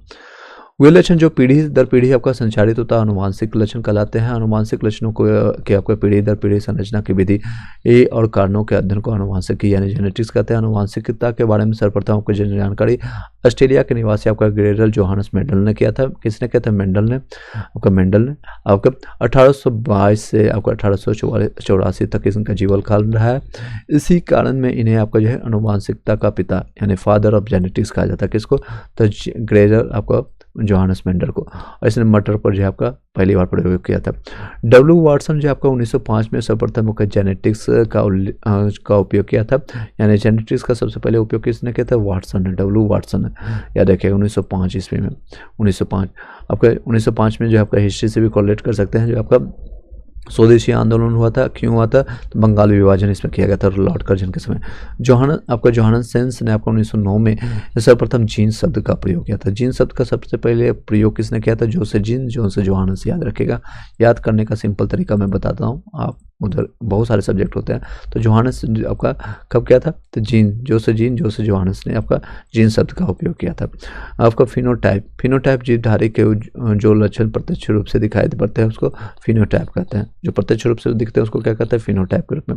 जीनोटाइप जीवधारी के आनुवांशिक संगठन को उसका आपका जीनोटाइप कहते हैं, जो कि कारकों या जीन का बना होता है। आनुवांशिक के संबंधित प्रयोग के लिए मेंडल ने मटर के पौधे का उपयोग चुनाव किया था। याद रखिएगा, और किसने किया था? मेंडल, इसी ने किया था। मैंने आपको फादर ऑफ जेनेटिक्स जिसको कहते हैं, फादर ऑफ जेनेटिक्स के ग्रेगर मेंडल जोहानस मेंडल को जानते हैं। निक जोनस आपका रिसेंटली शादी किए हैं, तो इससे भी कोरिलेट कर सकते हैं। प्रियंका चोपड़ा उसके पति का, तो जोहानस, रिक जोनस करके ऐसा नाम है कुछ। यस नो में भी कमेंट कीजिएगा। चलिए, मेंडल ने पहले एक जोड़ी आपके विपरीत गुणों फिर दो जोड़े विपरीत गुणों के वंशानुगत आपका अध्ययन किया, जिन्हें क्रमशः आपका एक संकरणीय या दो संकरणीय क्रॉस इसको कहते हैं। ये देख सकते हैं, एक संकरणीय क्रॉस में जिसमें मोनोहाइड्रेट क्रॉस मेंडल ने एक आपका संकरणीय क्रॉस के लिए लंबे टीटी एक बौने टीटी पौधे के बीच आपको क्रॉस कराया गया। आपका देख सकते हैं ये लंबा टीटी है, दूसरा आपको बौना टीटी के रूप में, यानी आपका प्रृत पौधे होता है, मृत एक लंबा है। नेक्स्ट इसमें कृत्रिम आपका परागण किया गया था। टीटी का 100 आपका परागण करने के बाद सभी पौधे जो है संक्रमण आपका लंबे आपका F1 पीढ़ी प्राप्त हुए थे। नेक्स्ट आपका 100 परागण आपको शुद्ध आपको लंबे टीटी आपको 25% इसमें संक्रमण करने के बाद अब फिर शुद्ध होना आपको 25%। आपको 100 परागण हमेशा शुद्ध लंबे प्राप्त हुए। 100 परागण में 75% और 25% इसको इसमें आपको 100 परागण में हमेशा जो है शुद्ध बौने आपका F3 प्राप्त होता है। इसको समझने के लिए मैं बता दूंगा, आप लोग थोड़ी पहले इसको सुन लीजिए। देख सकते हैं F2 आपका जो है पीढ़ी को पौधा का आपका फिनोटिक्स का रूप में इसका अनुपात होता है 3:1 होता है। और जीनोटाइप में आपको जो होता है 1:2:1 के रूप में जानते हैं। तो याद रखिएगा, फिनोटाइप में 2 रहेगा 3:1 के रूप में, यानी 75% ये रहेगा और 25% आपका रहता है। जिस तरह से ये देख सकते हैं, लंबे वाले 75%, 25% शुद्ध बौना के रूप में रहता है 100 परागण में। और नेक्स्ट में आपका जीनोटाइप में आपका 1:2:1 के रूप में रहता है। द्विसंकरीय में क्या होता है? डायहाइब्रिड में क्रॉस में मेंडल ने द्विसंकरीय क्रॉस के रूप में गोल और पीले बीज यानी RRYY और एवं हरे एवं आपका झुर्रीदार आपका बीज आपका जो है इससे संबंधित पौधों का आपको क्रॉस कराया। इसमें आपका गोल एवं पीला बीज आपको प्रभावित हुआ, जिसे आपको गोल और पीला जो आपको जैसे रेड और येलो आपको हुआ था। तो इसका आपका इसको कहते हैं जेनेटिक्स। जो आपका जेनेटिक्स या गैमेट जो बनाता है RY के बनाता है, यानी कि रेड और येलो बनाता है। झुर्रीदार और हरा बनाया तो रेड आपको देख सकते हैं, और आपका वो येलो के रूप में गैमेट आपको RY के रूप में जानता है। ये आपका पैतृक इसमें पौधा होता है, यानी एक्स के रूप में अगर देखेंगे तो गोला में पीला संक्रमण आता है, तो 100% में RRYY के ऊपर गोल और पीला होता है। तो इस तरह से आपका देखेंगे RRY क्या होगा, इसमें नर युग्मक होता है, तो इसमें आपका इस तरह से आपका निकलेगा। गोल और पीला शुद्ध होगा तो इसमें अशुद्ध होगा, उसमें आप गोल और पीला अशुद्ध के रूप में जानते हैं। तो इस तरह से युग्मक को प्राप्त करेंगे। यहाँ पर इससे करेंगे, यहाँ पर इससे इसका करेंगे तो ये प्राप्त होगा। ये देख सकते हैं, यहाँ पर इससे करेंगे तो इसको आप एक बार देख लीजिएगा, इसको हम इससे कोरिलेट करेंगे तो आपको यहाँ पर प्राप्त होगा। तो इस तरह से देखेंगे। अतः जो है आपका F2 पीढ़ी के पौधों का आपका फिनोटाइप होता है 9:3:3:1 के रूप में प्राप्त होता है। F2 पीढ़ी के पौधों का फिर जीनोटाइप होगा 1:2:1 और 2:4:1 के रूप में, 1:1 वो आपका 1 के रूप में प्राप्त होता है। पर आपके उपयुक्त जो है दोनों प्रकार के आपको प्रयोगों के आधार पर मेंडल ने अनुवांशिकता संबंधित कुछ नियम दिए। अब नियम से मतलब है इतना आपको समझ आया नहीं आता कोई दिक्कत नहीं, क्वेश्चन जिस तरह से पूछा जाएगा तो मैं उसका प्रैक्टिस अभी करवा दूंगा, जितना भी PYQ आया साथ साथ थ्योरी आया, तो आपको इधर उधर भटकने की जरूरत नहीं पड़ेगी, एक ही वीडियो में आपका ये टॉपिक कंप्लीट हो जाएगा, डोंट वरी। ये आपका जैव विकास से संबंधित। नेक्स्ट चलते हैं। तो मेंडल ने क्या निष्कर्ष निकाले उसके बाद, उपयुक्त दोनों के प्रयोग के आधार पर मेंडल ने आनुवंशिकता से कुछ नियम दिए, जिन्हें मेंडल के आनुवंशिकता के नियम के नाम से जाना जाता है। इन नियमों से मैं पहला और दूसरा नियम जो आपका एक संकरणीय क्रॉस के आधार पर, और दूसरा जो है आपका तीसरा आपका नियम जो आपका दुसंकरणीय आपका जो है क्रॉस पर आधारित है। मेंडल के नियम है आपका जो है प्रभाविक आपका जो नियम यानी लॉ ऑफ आपका डोमिनेंस के रूप में, एक जोड़ा जो है आपका विपर्यायी गुणों वाले शुद्ध पिता एवं माता में संक्रमण करने में प्रथम पीढ़ी में आपको प्रभावी गुण प्रकट होते हैं, जबकि अप्रभावी गुण छिप जाते हैं। प्रथम पीढ़ी में केवल प्रभावी गुण ही दिखाई देता है, लेकिन अप्रभावी गुण उपस्थित अवश्य रहता है। यह गुण दूसरी पीढ़ी में प्रकट होता है। पृथक्करण का नियम का लॉ ऑफ जेन सेग्रेगेशन लक्षण कारकों या जीनों के जोड़ों के ये दोनों कारक युग्म बनाते समय पृथक हो जाते हैं। इनमें से केवल एक कारक ही किसी को एक को युग्मक में पहुंचाता है। इन नियम को जो है युग्मों की शुद्धता का नियम भी कहते हैं। नेक्स्ट स्वतंत्रता अपव्यूहन का नियम, लॉ ऑफ इंडिपेंडेंट असॉर्टमेंट। यह दो जोड़ी की विपरीत लक्षणों वाले पौधों के बीच संक्रमण कराया जाता है, तो दोनों आपका लक्षणों का जो पृथक स्वतंत्र रूप से होता है। एक लक्षण जो आपका अनुवांशिक दूसरे को प्रभावित नहीं करती है। युग्म को अपविकल्पित में रूप जानते हैं, एक ही गुण के विभिन्न आपके विपर्यायी रूपों को प्रकट करने वाले लक्षण को कारकों के एक दूसरे का युग्म अपविकल्प या एलील कहे जाते हैं। इसको हम सुनते जाइए, आपको दिमाग लगाना नहीं है, मैं आपको जहाँ दिमाग लगाने की जरूरत पड़ेगी तो मैं आपको बता दूंगा। जैव विकास यहाँ पर आ जाएगा, जैव विकास का टॉपिक को कंप्लीट करते हैं। उसका पहले आप सुनते जाइएगा, सारे NCERT से उठाया गया ये पॉइंट है। नेक्स्ट है संलग्नता यानी लिंकेज होता है। एक ही गुणसूत्र परिस्थिति आपका जीनों में एक साथ आपका वंशागत होने की प्रवृत्ति आपको पाई जाती है। यानी एक साइड का अगर एक तरह का मिलेगा तो एक ही साइड का मिलेगा, मतलब अगर दोनों सुंदर है दोनों काले हैं तो काला ही पैदा होगा। जीनों की इस प्रवृत्ति को आपको संलग्नता कहते हैं। जबकि जीन जो एक ही आपका गुणसूत्र पर स्थापित होता है और एक आपका एक साथ आपका वंशानुगत होता है, उन्हें आप जैसे मुस्लिम धर्म में देखते होंगे कि आपका भाई बहन से शादी कर लेता है। तो जिस तरह का अगर बीमारी इसमें भी अगर मान लीजिए ए पर्सन है, उसको भी अगर कोई बीमारी है और बी को भी है, क्योंकि वो एक ही तरह से जेनेटिक से लिया होता है, तो उसके कहीं ना कहीं आपका जो है पूर्वज सेम होता है। इसलिए देखा जाता है आपके हिंदू व कई और रीति रिवाजों में कहीं पर एक ही दूसरे में क्रॉस किया जाता है, ताकि मैं ये प्लांट के टर्म में आपका नेचुरल भाषा में बता रहा हूँ। तो अगर देखेंगे तो आपका क्यों दूसरे धर्मों में शादी या दूसरे परिवार में दूसरे अथी में किया जाता है, दूसरे धर्म में तो नहीं कर सकते, मतलब एक ही धर्म में एक ही कास्ट में कई लोग दिखते हैं, बट आपका अलग हो जाता है, अपने भाई बहन से शादी नहीं करते हैं। रीजन है कि उसमें वो जेनेटिकली, आप रिसेंटली आपने सुना होगा, कुछ दिन पहले आपने न्यूज देखा होगा कि एक पाकिस्तान में एक गाँव, पूरा गाँव जो है आपका लाखों हजारों या सैकड़ों लोग हैं सेम तरह की बीमारी से ग्रसित है, तो क्योंकि उनका जेनेटिक्स से आपका किसी न किसी उसके बाबा तरफ बाबा यहाँ पे बाप माँ एक ही है, तो इसी तरह से सब एक दूसरे से फैलता जा रहा है।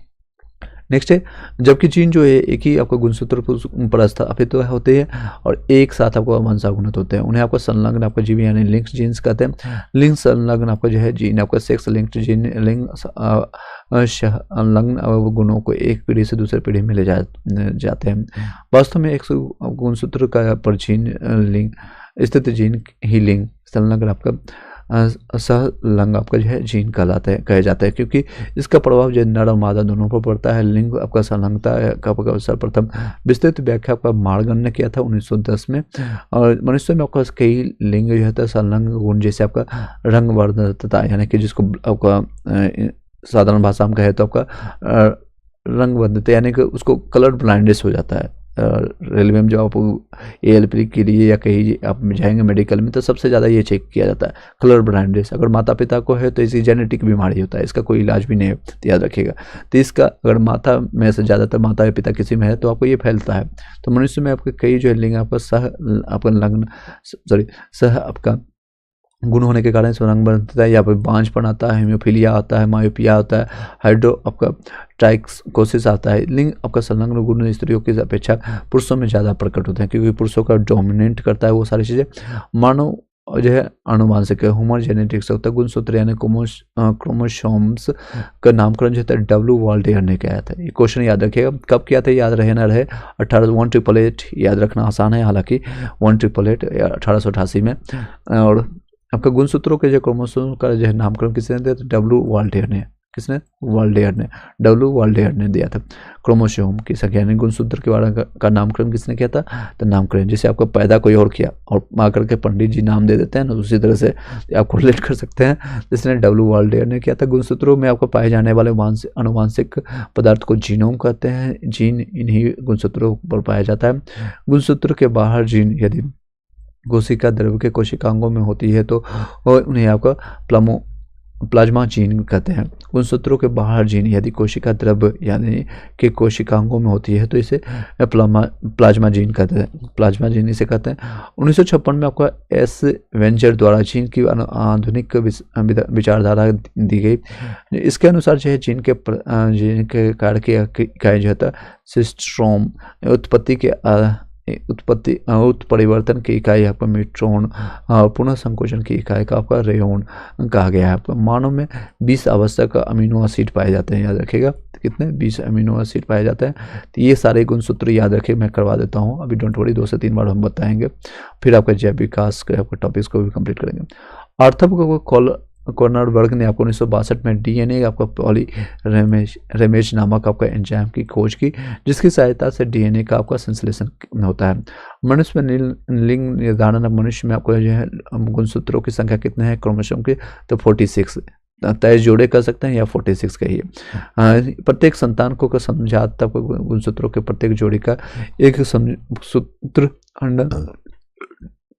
अंडाणु के आधार पर माता से, दूसरा जो है आपका शुक्राणु के माता से अंडाणु से, याद रखिएगा अंड के फॉर्म में रहता है क्योंकि अंडाणु में ही विकास होता है। अंडा माता से आपका 23 मिलता है और 23 आपका मिलता है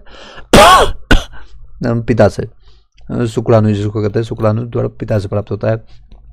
शुक्र जनन जिसको एस्पर्मेटोजेनेसिस कहते हैं में अर्ध आपका सूत्री विभाजन द्वारा 2 प्रकार के शुक्राणु बनते हैं। आपका आधे हुए जो है 23 जोड़ी होते हैं, एक सूत्र आते हैं, अर्थात आपको 22 + X आते हैं जिसकी माता से प्राप्त होता है।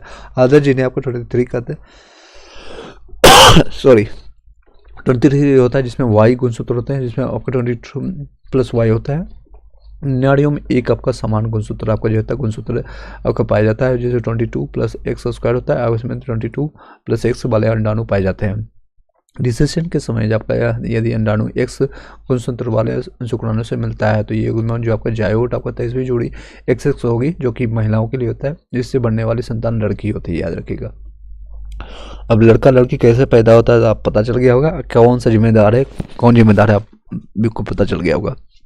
इसके विपरीत किसी अंडाणु में अगर Y गुणसूत्र और वाला शुक्राणु निषेचित होता है तो आपका XY आपका गुणसूत्र वाला युग्म बनेगा और ये संतान जो है लड़का होगा। तो लड़का लड़की डिपेंड करता है आपके पिता पर। टोटल ये क्वेश्चन भी आ चुका है। अब पहले के ज़माने में जब किसी महिला को हालांकि महिला ही पैदा करती है लेकिन पिता और माता के दोनों का समावेशन से होता है, तो इनमें माता को दोष दिया जाता था कि तुम खाली लड़की पैदा कर रही हो, तुमसे कुछ ना होगा, तुम घर छोड़ दो, या फिर आपका भगा दिया जाता था। ये सारी चीज़ें प्रताड़ना, लेकिन उन्हें पता ही नहीं साइंस का इसके जिम्मेदार कौन है, तो पिता है। लड़का हो रहा है या लड़की हो रही है, इसकी जिम्मेदारी है पिता के क्रोमोसोम से। अतः जो है गुणसूत्र का है यानी पुरुष का गुणसूत्र संतान में लिंग निर्धारण के लिए उत्तरदायी है, मैंने बता दिया। प्रजनन आपका शिशु ट्यूब जिसको कहते हैं IVF के थ्रू आपको जो है शिशु में निषेचन आपको प्रजनन के अंदर होता है। तो ये समझ गए होंगे ये इतना सारी चीज़ें। अब इससे संबंधित आपका जैव विकास के बारे में इसके बारे में यहाँ पर हम पढ़ेंगे, फिर एक बार हम NCERT के सारे पॉइंट्स को कंप्लीट कर देंगे, फिर हम क्वेश्चन आंसर करवाएंगे। फिर आपका नेक्स्ट आपका है टॉपिक ऑफ वनस्पति विज्ञान। चलिए इतने सारे टॉपिक चीज़ें कंप्लीट हो रहा है। बीच में हम कभी लाइक सब्सक्राइब के लिए नहीं बोलेंगे क्योंकि टाइम नहीं है उतना। जब पढ़ाने के समय हम पढ़ाते हैं सिर्फ, और स्टार्टिंग और लास्ट में थोड़ा बहुत हम कभी कभी बोल देंगे। बाकी सब आपकी जिम्मेदारी है, आपको जुड़े रहना है, सीखना है या नहीं सीखना है। चलिए जैव विकास के बारे में जानते हैं। पृथ्वी की उत्पत्ति लगभग आपका अनुमानता जो है 4.6 अरब वर्ष पूर्व हुई है और कालांतर में इस पर जो है जीव की उत्पत्ति हुई है।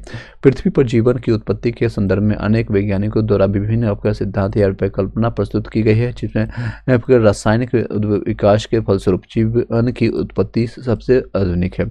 इससे संबंधित विस्तृत और सामान्य परिकल्पना रूसी जीव रासायनिक शास्त्री AI आपका ओपेरिन ने आपको भौतिकवाद है या फिर पदार्थवाद या फिर मेटेरियलिस्टिक थ्योरी के नाम से प्रस्तुत की, जो कि उनकी पुस्तक जीवन की उत्पत्ति ओरिजिन ऑफ लाइफ में छपी हुई थी। याद रखिएगा, इसके प्रमुख आपका तथ्य एवं निम्नलिखित है। जीवन अर्थात प्रारंभिक जीवों की उत्पत्ति आज से लगभग 4 अरब, ये अरब है याद रखिएगा, अरब वर्ष पूर्व है, आदि सागर के जल में आपका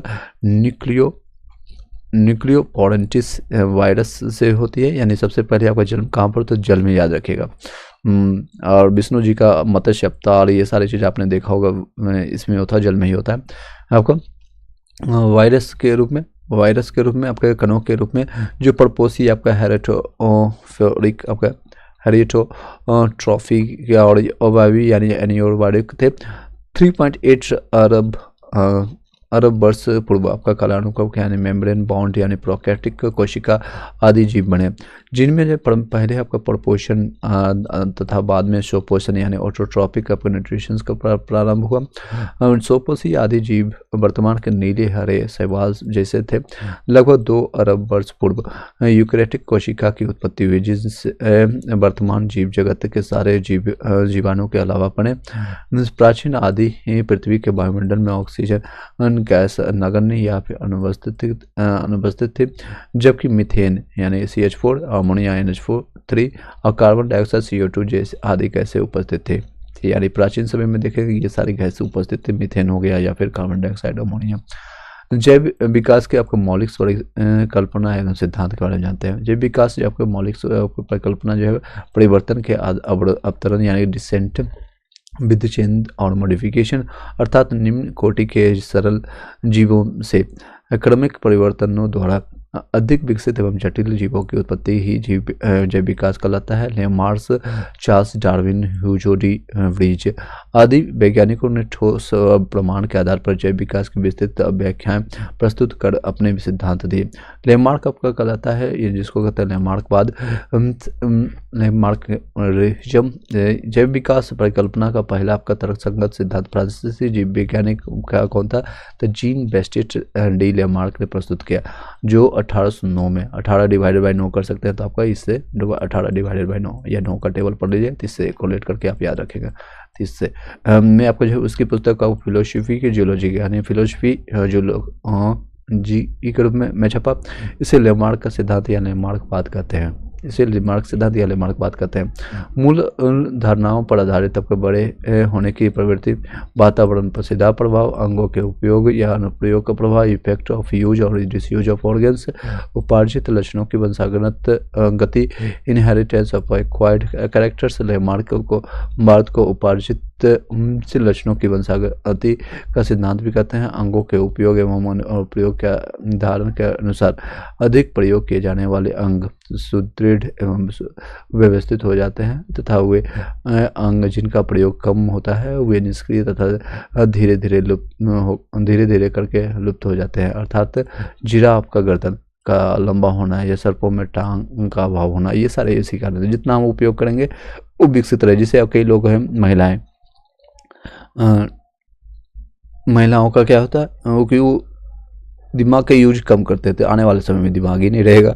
कई लोग होते हैं जो कि आलसी हो, पढ़ना ही नहीं चाहते, तो वो आगे के समय में दिएंगे नहीं, इसी तरह से गायब हो जाएगा। जैसे जिराफ का ये गर्दन गायब हो गया, सांपों के जो आपका पैर गायब हो गया। तो ये देख सकते हैं घास की उपलब्धता से जो है अगली टांगों या गर्दन के कम उपयोग के कारण इनके जो है अंग कम लंबाई हो गया। तो इसने इसका उपयोग ही नहीं किया। ऊंचे वृक्षों की पत्तियां खाने के लिए अगली जो है टांगों या गर्दन का अधिक उपयोग होने से इनकी अंगों का अधिक लंबाई बढ़ गया। तो देख सकते हैं यहाँ पर बढ़ गया। नेक्स्ट है लेमार्कवाद के अनुसार जो है अंगों के उपयोग या अनुप्रयोग का प्रभाव जिराफ के उद्विकास के क्रम में होता है, यानी जेनेटिकली इस पर डिपेंड भी करता है। डार्विनवाद यानी डार्विनवाद के बारे में जानते हैं। एक चीज़ मैं आपको छोड़ दिया था, यहाँ पर आपको मैं कंप्लीट करा देता हूँ। हाँ, क्रोमोसोम की संख्या गुणसूत्र मैंने आपको बताया था, मैं बताऊंगा, सॉरी। आपका एस्कैरिटिक्स आपका, जिसमें गुणसूत्र आपको क्रोमोसोम्स की संख्या 2 होता है। मच्छर में 6 होता है, घरेलू मक्खी में 12 होता है, मटर में 14 होता है, प्याज में 16, मक्का में आपका 20, टमाटर में 24, मेढक में 26, नींबू में 18 और 36 होता है, बिल्ली में 38, चूहा में 40, गेहूं में 42, आपका खरगोश में 44, मनुष्य में 46, आलू में 48 और चिंपैंजी का आपका चिंपैंजी में 48, तंबाकू में 48। ये देख सकते हैं, आलू, चिंपैंजी, तंबाकू। घोड़ा में 64 और कुत्ता में 78 होगा, 78, और कबूतर में 80 और टेरियोकाइटिस में आपका 1300 से 1600 होता है। तो ये याद रखिएगा। तो सबसे ज़्यादा आपका ग्रेटोक्स में, फिर कबूतर में आपका 80 होता है, गढ़ में ये कहा जाता है कुत्ता। अब टॉपिक पर चलते हैं। नेक्स्ट टॉपिक आपका कौन सा है? हाँ, चलिए, डार्विनवाद क्या होता है? यानी चार्ल्स डार्विन जो इंग्लैंड के आपका जैव विकासवादी थे, इनके अनुसार जो था प्रस्तुत आपका विकासवाद का डार्विनवाद या प्राकृतिक वर्णवाद आपका जो है वर्णवाद, यानी कि थ्योरी ऑफ नेचर सिलेक्शन कहते हैं। इसकी विस्तृत व्याख्या जो है इसकी पुस्तक और प्राकृतिक चुनाव द्वारा जातियों की उत्पत्ति, जो कि 1859 में छपी थी। यह सिद्धांत निम्नलिखित तथ्यों पर आधारित है: जीवों में प्रचुर संतानोत्पत्ति यानी कि ओवर प्रोडक्शन की क्षमता, जीवन संघर्ष यानी स्ट्रगल फॉर एग्जिस्टेंस, विभिन्नताएं और उनकी इसकी वंशागति यानी वेरिएंस, एंड देयर इनहेरिटेंस, योग्यता के अति जीविता यानी सर्वाइकल ऑफ द फिटेस्ट या प्राकृतिक चयन। नेक्स्ट है उत्परिवर्तन, म्यूटेशन थ्योरी। आपका जैव विकास का उत्परिवर्तन सिद्धांत आपका हॉलैंड के पादप शास्त्री बॉटनिस्ट हुगो डी व्रीज ने दिया। इन्होंने अपना प्रयोग सांथे प्रिमरोज आइनोथेरा आपका लेमार्कियाना यानी ऑर्नियोथेला आपका लेमार्कियाना नामक पौधे पर किया गया। इनके अनुसार जो है नई जातियाँ स्पेसीज की उत्पत्ति एक ही बार में स्पष्ट एवं अस्थायी वंशागत आकस्मिक परिवर्तनों के फलस्वरूप होती है। जाति का पहला सदस्य जिसमें उत्परिवर्तन लक्षण दिखाई देता है, उत्परिवर्तित आपका म्यूटेशन कहलाता है। जाति के विभिन्न सदस्यों में भिन्न भिन्न प्रकार के उत्परिवर्तन हो सकते हैं। आपको महत्वपूर्ण तथ्य याद रखिएगा। और आर्कियोट्रैप्स जो जुरेसिक आपका जो है युग का एक सर्व पुरातात्मक परिचित था, जिसके जीवाश्म का लगभग आपका 15 करोड़ वर्ष पुराने आपके जुरेसिक चट्टानों से मिले हैं। यह सरीसृपों और पक्षियों के बीच यह का संयोजन कड़ी आपका कनेक्टिंग लिंक था, जिसमें सरीसृपों की भांति लंबी पूंछ, चोंच में दांत, उग्रपादों की उंगलियों पर आपका पंजे। इसके बावजूद यह पक्षी था, क्योंकि इसके भाग उड़ने के लिए पंखों में रूपांतरित हो जाते थे। नेक्स्ट है आपका युगलिना जो पादप एवं जंतु के बीच में संयोजक कड़ी आपका कनेक्टिंग लिंक माना जाता था। नेक्स्ट आपका नियोफाइलिनिया आपका एनालिडा और मोलस्का के बीच आपका संयोजक कड़ी था। प्रोटोथीरिया निम्न कोटि के स्तनियों का आपको वर्ग है। इसके अंतर्गत आपका एकिडना, बत्तख, चोची, प्लेस्टिप्स आदि जीव आते हैं। ये सरीसृपों यानी रेप्टाइल्स और स्तनधारी मैमल्स के बीच में संयोजक कड़ी है। नेक्स्ट डायनासोर, ये आपको विशालकाय सरीसृप थे जो मध्यजीवी यानी मेलोस्कोइस आपका मेसोजोइक एरा में पाए जाते थे। मेसोजोइक आपका महाकल्प में थे। मध्यजीवी महाकल्प को 3 आपका कल्पों, ट्रायसिक कल्प, आपका जुरेसिक कल्प और क्रेटिक कल्प में बांटा गया था। मेमथ आपका क्या कहलाता है? प्रजाति वर्तमान समय में विलुप्त है। यह हाथी एलिफेंट का पूर्वज माना जाता है मेमथ के रूप में। क्रो-मैग्नोन आप जो होता है मनुष्य के आधुनिक मानव आपका जो है होमो सेपियंस का अंतिम सीधा पूर्वज या फिर आधुनिक मानव की उपजाति सब सेपियंस आपका होमो सेपियंस फॉसिल्स आपका होमो सेपियंस फॉसिल्स मानते हैं। क्रो-मैग्नोन का शरीर गढ़ा हुआ लगभग 180 सेंटीमीटर 6 फीट लंबा कपाल गुहा यानी 1600 क्यूबिक सेंटीमीटर थी। डेनियो शोवन एक आदिवासी प्रजाति थी जो यूरेशिया के जंगलों में लगभग 1.5 से लेकर 2 लाख वर्ष पूर्व निवास करती थी। पहली बार वर्ष 1910 में साइबेरिया की गुफा में प्राप्त अस्थि अवशेषों से इसकी पहचान हुई थी तथा फिर चीन के तिब्बत की एक गुफा से प्राप्त एक आपके जीवाश्म जबड़े के विश्लेषण से इनके पूर्व एशिया तक विस्तारित होने की पुष्टि की गई। 1 मई 2019 को प्रतिष्ठित विज्ञान मैगजीन ऑफ नेचर में प्रकाशित एक शोध पत्र में की गई थी। तिब्बत में प्राप्त डेनी शोवन का यह जबड़ा उत्तर मध्य प्लास्टोसीन का लगभग 1.6 लाख पूर्व माना जाता है। डेनी शोवन का अवशेषों के डीएनए विश्लेषण के आधार पर इन्हें होमोसेपियन और नियंडर स्थल से पृथक तीसरे प्रकार की समकालीन मानव प्रजाति माना जा रहा है। चलिए नेक्स्ट है आपका क्वेश्चन आंसर पर चलते हैं, फिर इससे संबंधित आपका हम करवाएंगे। यहाँ तक किसी को समझ आया नहीं आया तो बताइएगा, क्वेश्चन आंसर करेंगे तो समझ आ जाएगा अगर कुछ समझ आए, क्योंकि ये सारी चीज़ें कुछ टर्म अगर फर्स्ट टाइम आप सुन रहे हैं तो ऑलरेडी आपने पढ़ रखा है तो आपको समझ आ गया होगा, अगर नहीं पढ़ रखे हैं तो भी आपको समझ आएगा क्योंकि हम क्वेश्चन आंसर करवाएंगे। इन्हें पहले इसके बाद हम एनसीईआरटी का हम ये पॉइंट्स को हम देख लेते हैं। ये एनसीईआरटी से ही लिया गया है, ये बहुत अच्छी बुक है और अभी भी कई लोग इसका वैल्यू नहीं देते हैं, लेकिन अभी भी एग्जामिनेशन निकालने के लिए आप लोगों ने सुने होंगे कई जो है सिलेक्शन से लेने के बाद बताते हैं कि मैं एनसीईआरटी के साथ साथ अगर एनसीईआरटी टाइम मिलता है तो ठीक है, वेल एंड गुड है, साथ साथ मैं आपको ये सारे सब्जेक्ट को मैं पढ़ता हूँ, आपने सुना होगा। चलिए, प्रारंभिक निम्न कोटि के जीवों में क्रमिक आपका परिवर्तनों द्वारा अधिकारिक जीवों की उत्पत्ति को जैव विकास यानी ऑर्गेनिक इवोल्यूशन कहा जाता है। जीव जंतुओं की रचना इकाइक एवं रासायनिक भ्रूणीय विकास वितरण आदि में विशेष क्रम या आपसी संबंध के आधार पर सिद्ध किया जाता है कि जैव विकास हुआ है। लेमार्क, डार्विन, बेबल्स, डिब्रिज आदि ने जैव विकास के संबंध में अपनी अपनी परिकल्पना को सिद्ध करने के लिए इन्हीं संबंधों को दर्शाने वाले निम्नलिखित आपको प्रमाण प्रस्तुत किए हैं। वर्गीकरण आपको वर्गीकरण से प्रमाणन मिला है, तुलनात्मक शरीर संरचना से प्रमाण मिला है, अपसेसी अंगों से प्रमाण मिला है, संयोजकता जंतुओं से प्रमाण मिला है, पूर्वजों से प्रमाण मिला है, तुलनात्मक आपको भौतिकी से प्रमाण मिला है, भौगोलिक वितरण से प्रमाण मिला है, तुलनात्मक कायिक एवं जीव रासायनिक से प्रमाण मिला है, अनुवांशिकी से प्रमाण मिला है, पशुपालन से प्रमाण मिला है, रचनात्मक समृद्धता से प्रमाण मिला है, जीवाश्म विज्ञान एवं जीवाश्मों से प्रमाण मिला है। समजात अंग किसको कहते हैं? होमोलोगस आपका ऑर्गन किसको कहते हैं? ऐसे अंग जो विभिन्न कार्यों के लिए उपयोजित हो जाने के कारण काफ़ी असामान्य दिखाई दे सकते हैं, परंतु मूल संरचना एवं भ्रूणीय परिवर्धन के समान होते हैं, समजात अंग कहलाते हैं। उदाहरण में सील के फली पर, चमगादड़ के पंख, घोड़े की अगली टांग, बिल्ली का पंजा, मनुष्य के हाथ की मौलिक संरचना एक जैसी होती है। इन सभी में होमेरस,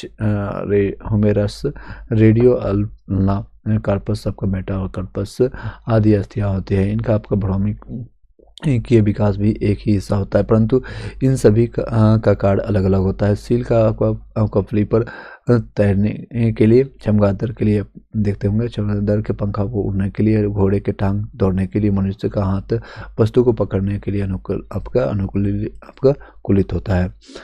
समरूप अंग होता है, एनालोगस ऑर्गन, ऐसा अंग जो समान कार्य के लिए उपयोजित हो जाने के कारण समान दिखाई देता है, परंतु मूल संरचना एवं भ्रूणीय परिवर्तन में भिन्न होते हैं। समरूप अंग कहलाते हैं, जिस उदाहरण में तितली, पक्षी एवं चमगादड़ के पंख उड़ने का कार्य करते हैं और देखने में एक समान लगते हैं, परंतु इन सभी की उत्पत्ति अलग अलग ढंग से होती है। तितलियों के पंख की रचना शरीर के भीतरी भंज द्वारा होता है। पक्षियों के अंग जो है की रचना उनकी अग्रभागों अर्घपादों पड़ों द्वारा होता है। चमगादड़ के पंख की रचना हाथ की 4 लंबी अंगुली देखते होंगे, अंगुलियों पर बना होता है और छड़ के बीच आपका फैली त्वचा से होती है।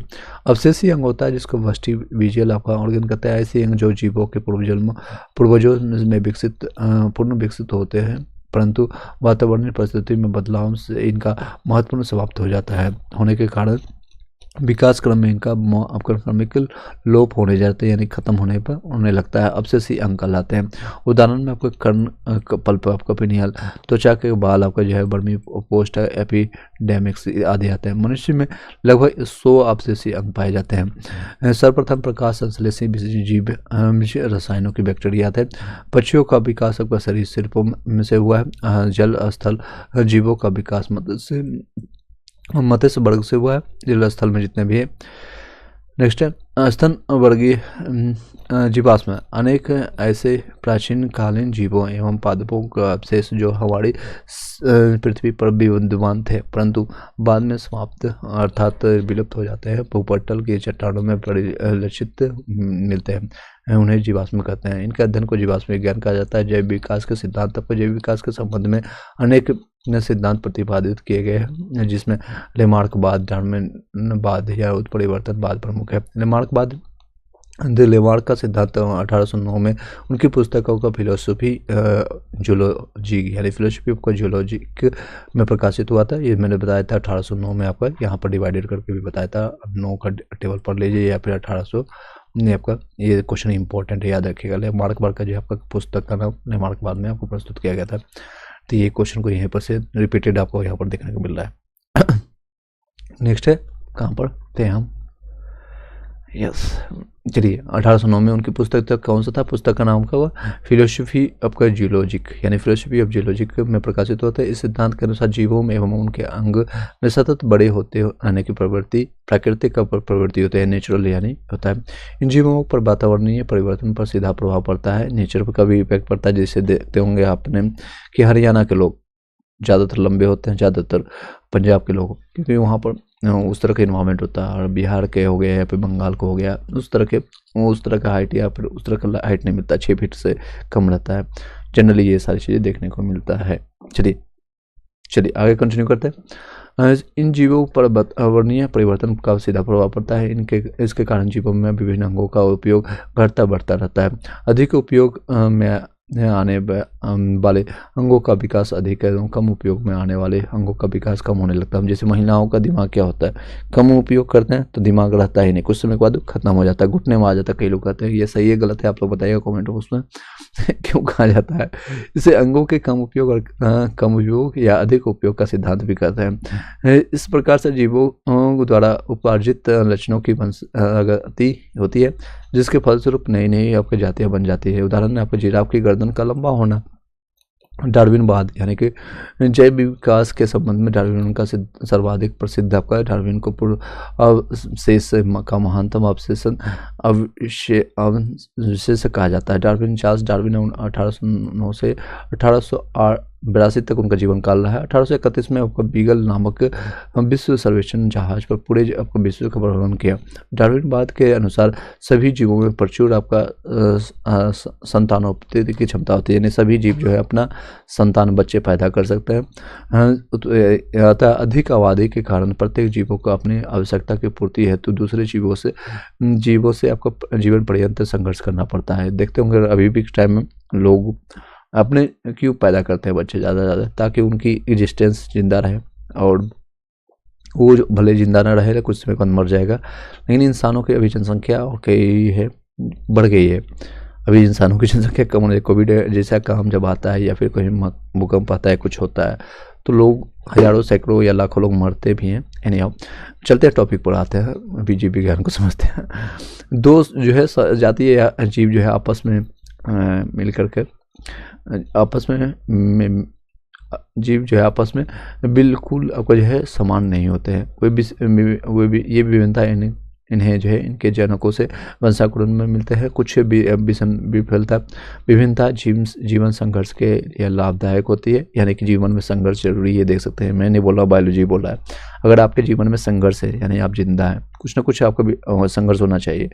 कभी हस्बैंड को वाइफ से झगड़ा हो रहा है, कभी माता को पिता से, कभी पिता को बेटे से, बेटा को बेटी से, इस तरह से कभी न कभी संघर्ष जारी रहना चाहिए। कभी आपको इंडिया पाकिस्तान से, पाकिस्तान को चाइना से, चाइना को इंडिया से। तो ये संघर्ष जरूरी है, ये जो फ्रूटफुल होता है कि आपके विकास को आपका लाभदायक होता है। जबकि कुछ अन्य जो है हानिकारक होते हैं, जिससे जीवों में भी आपको विभिन्नता है, आपको वातावरणीय दशाओं के अनुकूल होने पर बहुमुखी आपका जीवन संघर्ष में सफल होते हैं। उपयोगी ये विभिन्नता पीढ़ी दर पीढ़ी आपको एकत्रित होती रहती है। काफ़ी समय बाद उत्पन्न जीवधारियों के लक्षण मूल जीवधारियों के में से इतने भिन्न हो जाते हैं कि एक नई जाति बन जाती है। नव डार्विनवाद है, नियो डार्विनिज्म होता है। डार्विन के पश्चात इनके समर्थकों द्वारा डार्विनवाद के उनको जीनवाद के ढांचे में डाल दिया गया, जिसे आपका नव डार्विनवाद कहा जाता है। इसके अनुसार किसी जाति पर कई कारकों का एक साथ प्रभाव पड़ता है, जिससे इस जाति से नई जाति बन जाती है। ये कारक है आपका विविधता, उत्परिवर्तन, प्रकृति वर्ण, जनन। इस प्रकार जो है नव डार्विनवाद के अनुसार जीवन में साधारण परिवर्तनों के परिणाम स्वरूप जीवों की नई जातियां बनती है, जिसमें आपका जीन परिवर्तन के कारण विभिन्नता बढ़ जाती है। उत्परिवर्तनवाद यह सिद्धांत वस्तुतः आपका हुगो डी प्राइज यानी हुगो डी प्राइज द्वारा प्रतिपादित किया जाता है। इस सिद्धांत के 5 प्रमुख आपका तथ्य निम्नवत है। नई जीव जातियों की उत्पत्ति लक्षणों में छोटी छोटी एवं स्थिर विभिन्नताओं के प्राकृतिक चयन द्वारा पीढ़ी दर पीढ़ी संचय या क्रमित के विकास के फलस्वरूप नहीं होती है, जबकि बल्कि यह आपके उत्परिवर्तन के फलस्वरूप होती है। इस प्रकार जो है इससे उत्पन्न जाति का प्रथम जो है उत्पन्न इस तरह से देख सकते हैं। ये कंप्लीट हो गया टॉपिक ऑलमोस्ट, यहाँ आपको मैंने बता दिया। क्वेश्चन आंसर पर चलते हैं, यस नो में भी आप लोग बताइएगा। चलिए क्वेश्चन, पहला क्वेश्चन है आप लोग के समकक्ष, आप बताइएगा। यूपीएससी में देख सकते हैं, आरओ यूपी में पूछा गया मेंस में 2016 में। निम्नलिखित में कौन से जो है प्राचीन या आदि पृथ्वी के अनुमंडल से संबंधित है? तो कौन सा है? तो आपका मीथेन है, अमोनिया है, कार्बन डाइऑक्साइड है। कौन सी गैस जो आपका जो है प्राचीन या आदि पृथ्वी के अनुमंडल वायुमंडल से अनुपस्थित था, यानी वो था ही नहीं। तो मैंने अभी एग्जाम्पल बताया था, मीथेन है, CH4 था, अमोनिया था, NH3 था और कार्बन डाइऑक्साइड CO2 था। तो ये 3 चीज़ था। ऑक्सीजन के बारे में नहीं था चर्चा, तो ये अनुपस्थित था। ऑक्सीजन आया तब भी हम लोग का एग्जिस्टेंस है, जैसे अभी चंद्रमा पर ऑक्सीजन की नहीं है संभावना, या फिर आने समय में हो जाएगा तो वहाँ पर भी लोग बसने लगेंगे, वहाँ पर भी लोग जाकर के बच्चे पैदा करेंगे और XYZ कुछ भी कर सकते हैं। क्या कर सकते हैं आई डोंट नो।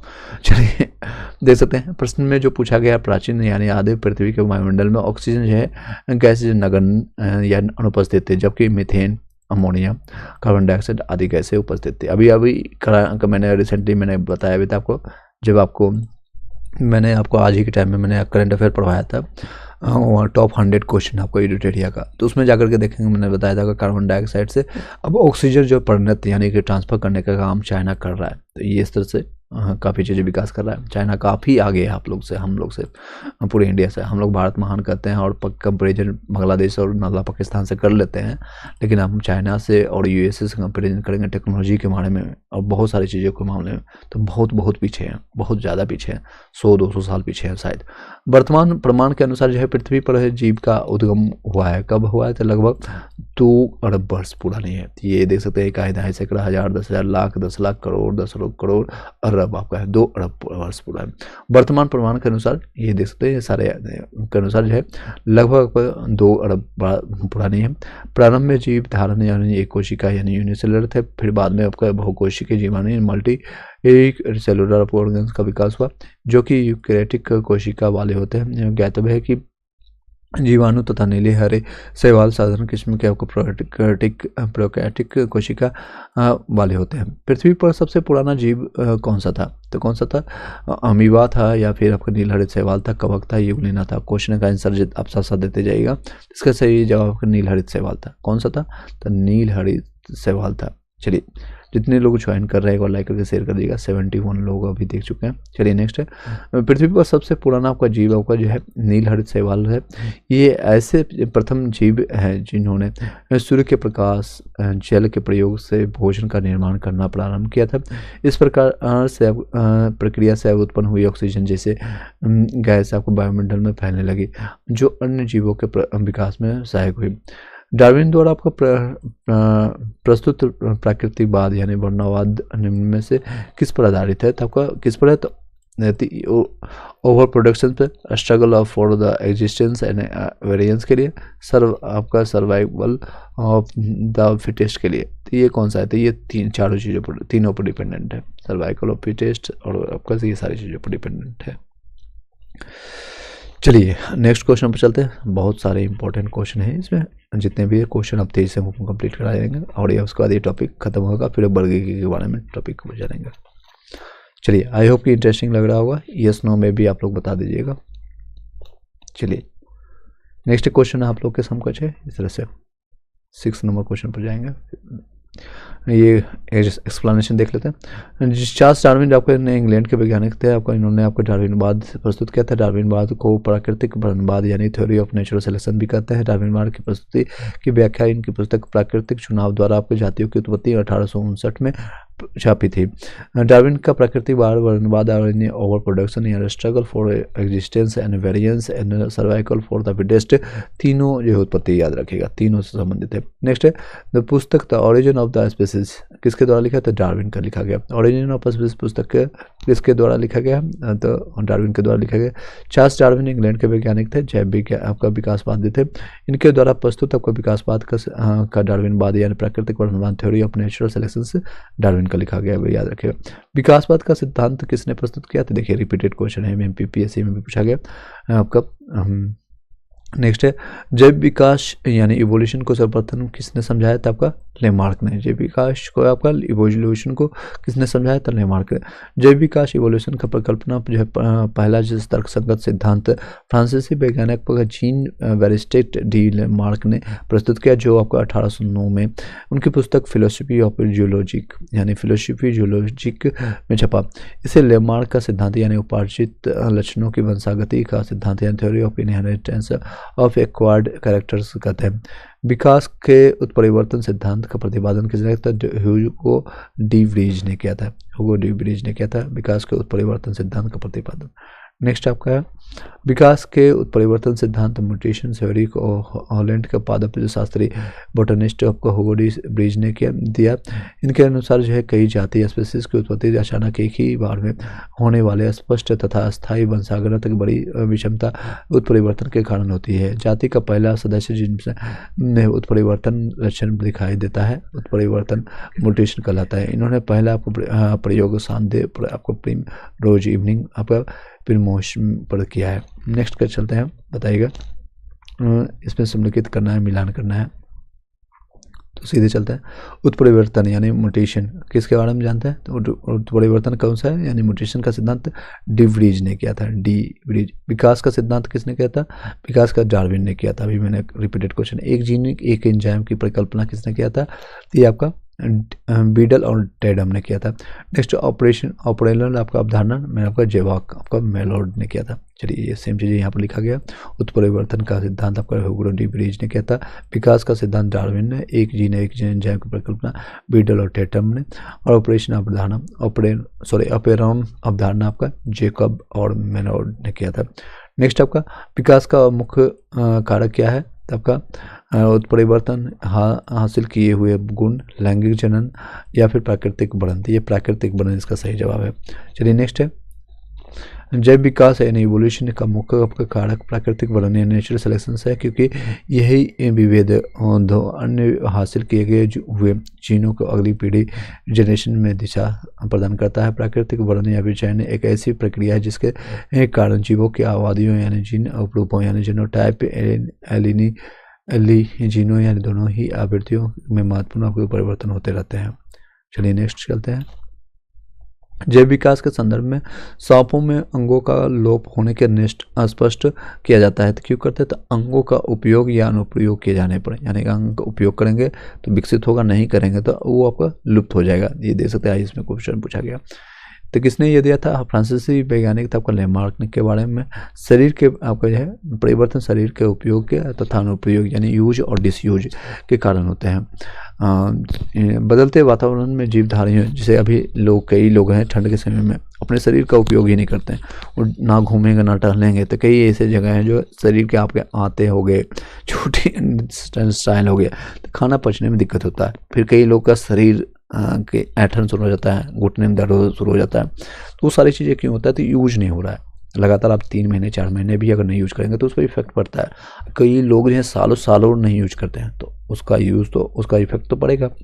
कई लोग हैं, कई ऐसे जो हैं प्रजाति जो है अपने दिमाग का यूज नहीं करते हैं, तो उसमें धीरे धीरे दिमाग भी खत्म होते जा रहा है, तो उसके घुटने पर चले जाते हैं। चलिए यानी हम बदलते वातावरण में अपनी जिम्मेदारियों जो है नई आवश्यकताओं की पूर्ति हेतु अपने कुछ अंगों का अधिक प्रयोग करते हैं, जबकि कुछ अंगों का क्रम जिसके कारण जो है अधिक प्रयोग किए जाने वाले अंग सुदृढ़ और विकसित हो जाते हैं। वे अंग जिनका उपयोग कम करते हैं वो निष्क्रिय तथा धीरे धीरे विलुप्त हो जाते हैं। जिनका उदाहरण आपका हमारे शरीर के अवशेषीय अंग होते हैं। लेमार्क ने अंगों के अनुप्रयोग के बारे में रूप में सर्पों या कीटांगों का अभाव को बताया है। तो ये सारी चीज़ें मैं नहीं बता रहा हूँ, नेचुरल चीज़ें आपका लेमार्क को आप बोल सकते हैं। ये मुझे आप मत बोलिएगा, किसी को अगर लग रहा होगा ठेस तो आप लेमार्क को जाकर के मेल कर दीजिए या फिर जो भी करना है कहिए। तो भारत के जो है विशाल बल विलियम मेकिस के बारे में कहा जाता है, तो वो हाल ही में आपको विलुप्त हो गया था। आपको चीता के बारे में देखा जाता है। ये आपका जो प्रश्न पूछा गया तो उसमें आपका अकेला जो है पशु है जो भारत में आपको विलुप्त घोषित किया गया। तेंदुआ, सिंह, बाघ ये सारी चीज़ तो देखने को मिलता है। उसमें 92 का ये क्वेश्चन था। आधुनिक मानव मनुष्य के हाल का पूर्वज है आपको कौन है? तो आपका क्रो मैग्नन पर मनुष्य है। क्रो मैग्नन आपको मनुष्य के आधुनिक वैज्ञानिक वर्तमान मानव होमोसेपियंस का अंतिम सीधा पूर्वज या आधुनिक मानव की एक उपजाति सब स्पीसीज के होमोसेपियंस फिलीपींस यानी फोसिल्स मानते हैं। क्रो मैग्नन का शरीर गठा हुआ लगभग 180 सेंटीमीटर यानी 6 फुट का लंबा था तथा इसकी आपका कपाल गुहा यानी लगभग 1600 क्यूबिक सेंटीमीटर का कपाल गुहा है। चलिए नेक्स्ट है शब्द आपका डेनिसोमम क्या है? तो आपका शब्द आपका है डेनिसोमन आपका जो है कभी कभी समाचार खबरों में देखने को मिलता है। इस संदर्भ में किससे संबंधित है आपको बताइएगा? एक प्रकार के डायनासोर का जीवाश्म है या आदि मानव प्रजाति का है, स्पीसीज के बारे में, या फिर आपका पूर्वोत्तर भारत में प्राप्त एक गुफा तंत्र है, या फिर भारतीय महाद्वीप के इतिहास के बारे में एक वैज्ञानिक है। तो ये आपका सही जवाब आपका बी है। इसमें एक आदि मानव जाति है, स्पीसीज है डेनिसोम्स। शब्द आपको रिसेंटली आपका समाचार न्यूज़ में 2019 का ये क्वेश्चन है, तो उसमें कोविड के समय में आपको उससे पहले आपका ये न्यूज़ देखने को मिला है। फिर से बता देते हैं इसके बारे में जानकारी देता है। डेनिसोम एक आदि मानव प्रजाति थी जो यूरेशिया के जंगलों में लगभग 1.5 से 2 लाख वर्ष पूर्व निवास करती थी। पहली बार ये वर्ष 2010 में साइबेरिया की गुफा में प्राप्त अवशेषों से इसकी पहचान हुई थी और फिर चीन के तिब्बत में की एक गुफाओं से प्राप्त एक जीवाश्म जबड़े के निश्लेषण से उनकी पूर्व एशिया तक विस्तारित होने की पुष्टि की घोषणा की। 1 मई 2019 को प्रतिष्ठित विज्ञान मैगजीन आपका नेचर में प्रकाशित एक शोध पत्र में की गई थी। तिब्बत में प्राप्त आपका डेनिसोमन का यह जबड़ा उत्तर मध्य आपका प्लास्टोसिस काल आपका लगभग 1.6 लाख वर्ष पूर्व है। ये डेनिसोमन के अवशेषों के यानी विश्लेषण के आधार पर इन्हें होमोसेपियंस और लिएंडर स्तर के से पृथक तीसरे प्रकार की समकालिक मानव प्रजाति माना जाता है। तो इस तरह से देख सकते हैं साइंस को कोरिलेट कर करके साइंस और टेक कर सकते हैं, तो बायोलॉजी का क्वेश्चन पूछा जाता है। चलिए नेक्स्ट है, अभी इसलिए करंट पढ़ना जरूरी है। करंट नहीं पढ़ेंगे तो आपका साइंस टेक का भी छूटेगा क्वेश्चन, इकोनॉमिक्स का भी छूटेगा, पॉलिटी हिस्ट्री का कई क्वेश्चन छूटेंगे। तो जितने भी लोग कनेक्टेड है सभी सब्जेक्ट पर बराबर ध्यान दीजिए, अदरवाइज आपको फिर बाद में दिक्कतें होंगी, बहुत दिक्कतें होती हैं। चलिए नेक्स्ट है ऑर्कियो आपका टेरेसिस आपका क्या होता है? तो जुरासिक युग का आपका जो है सर्व पुरातन आपको पक्षी के रूप में जानते हैं। ऑर्कियो आपका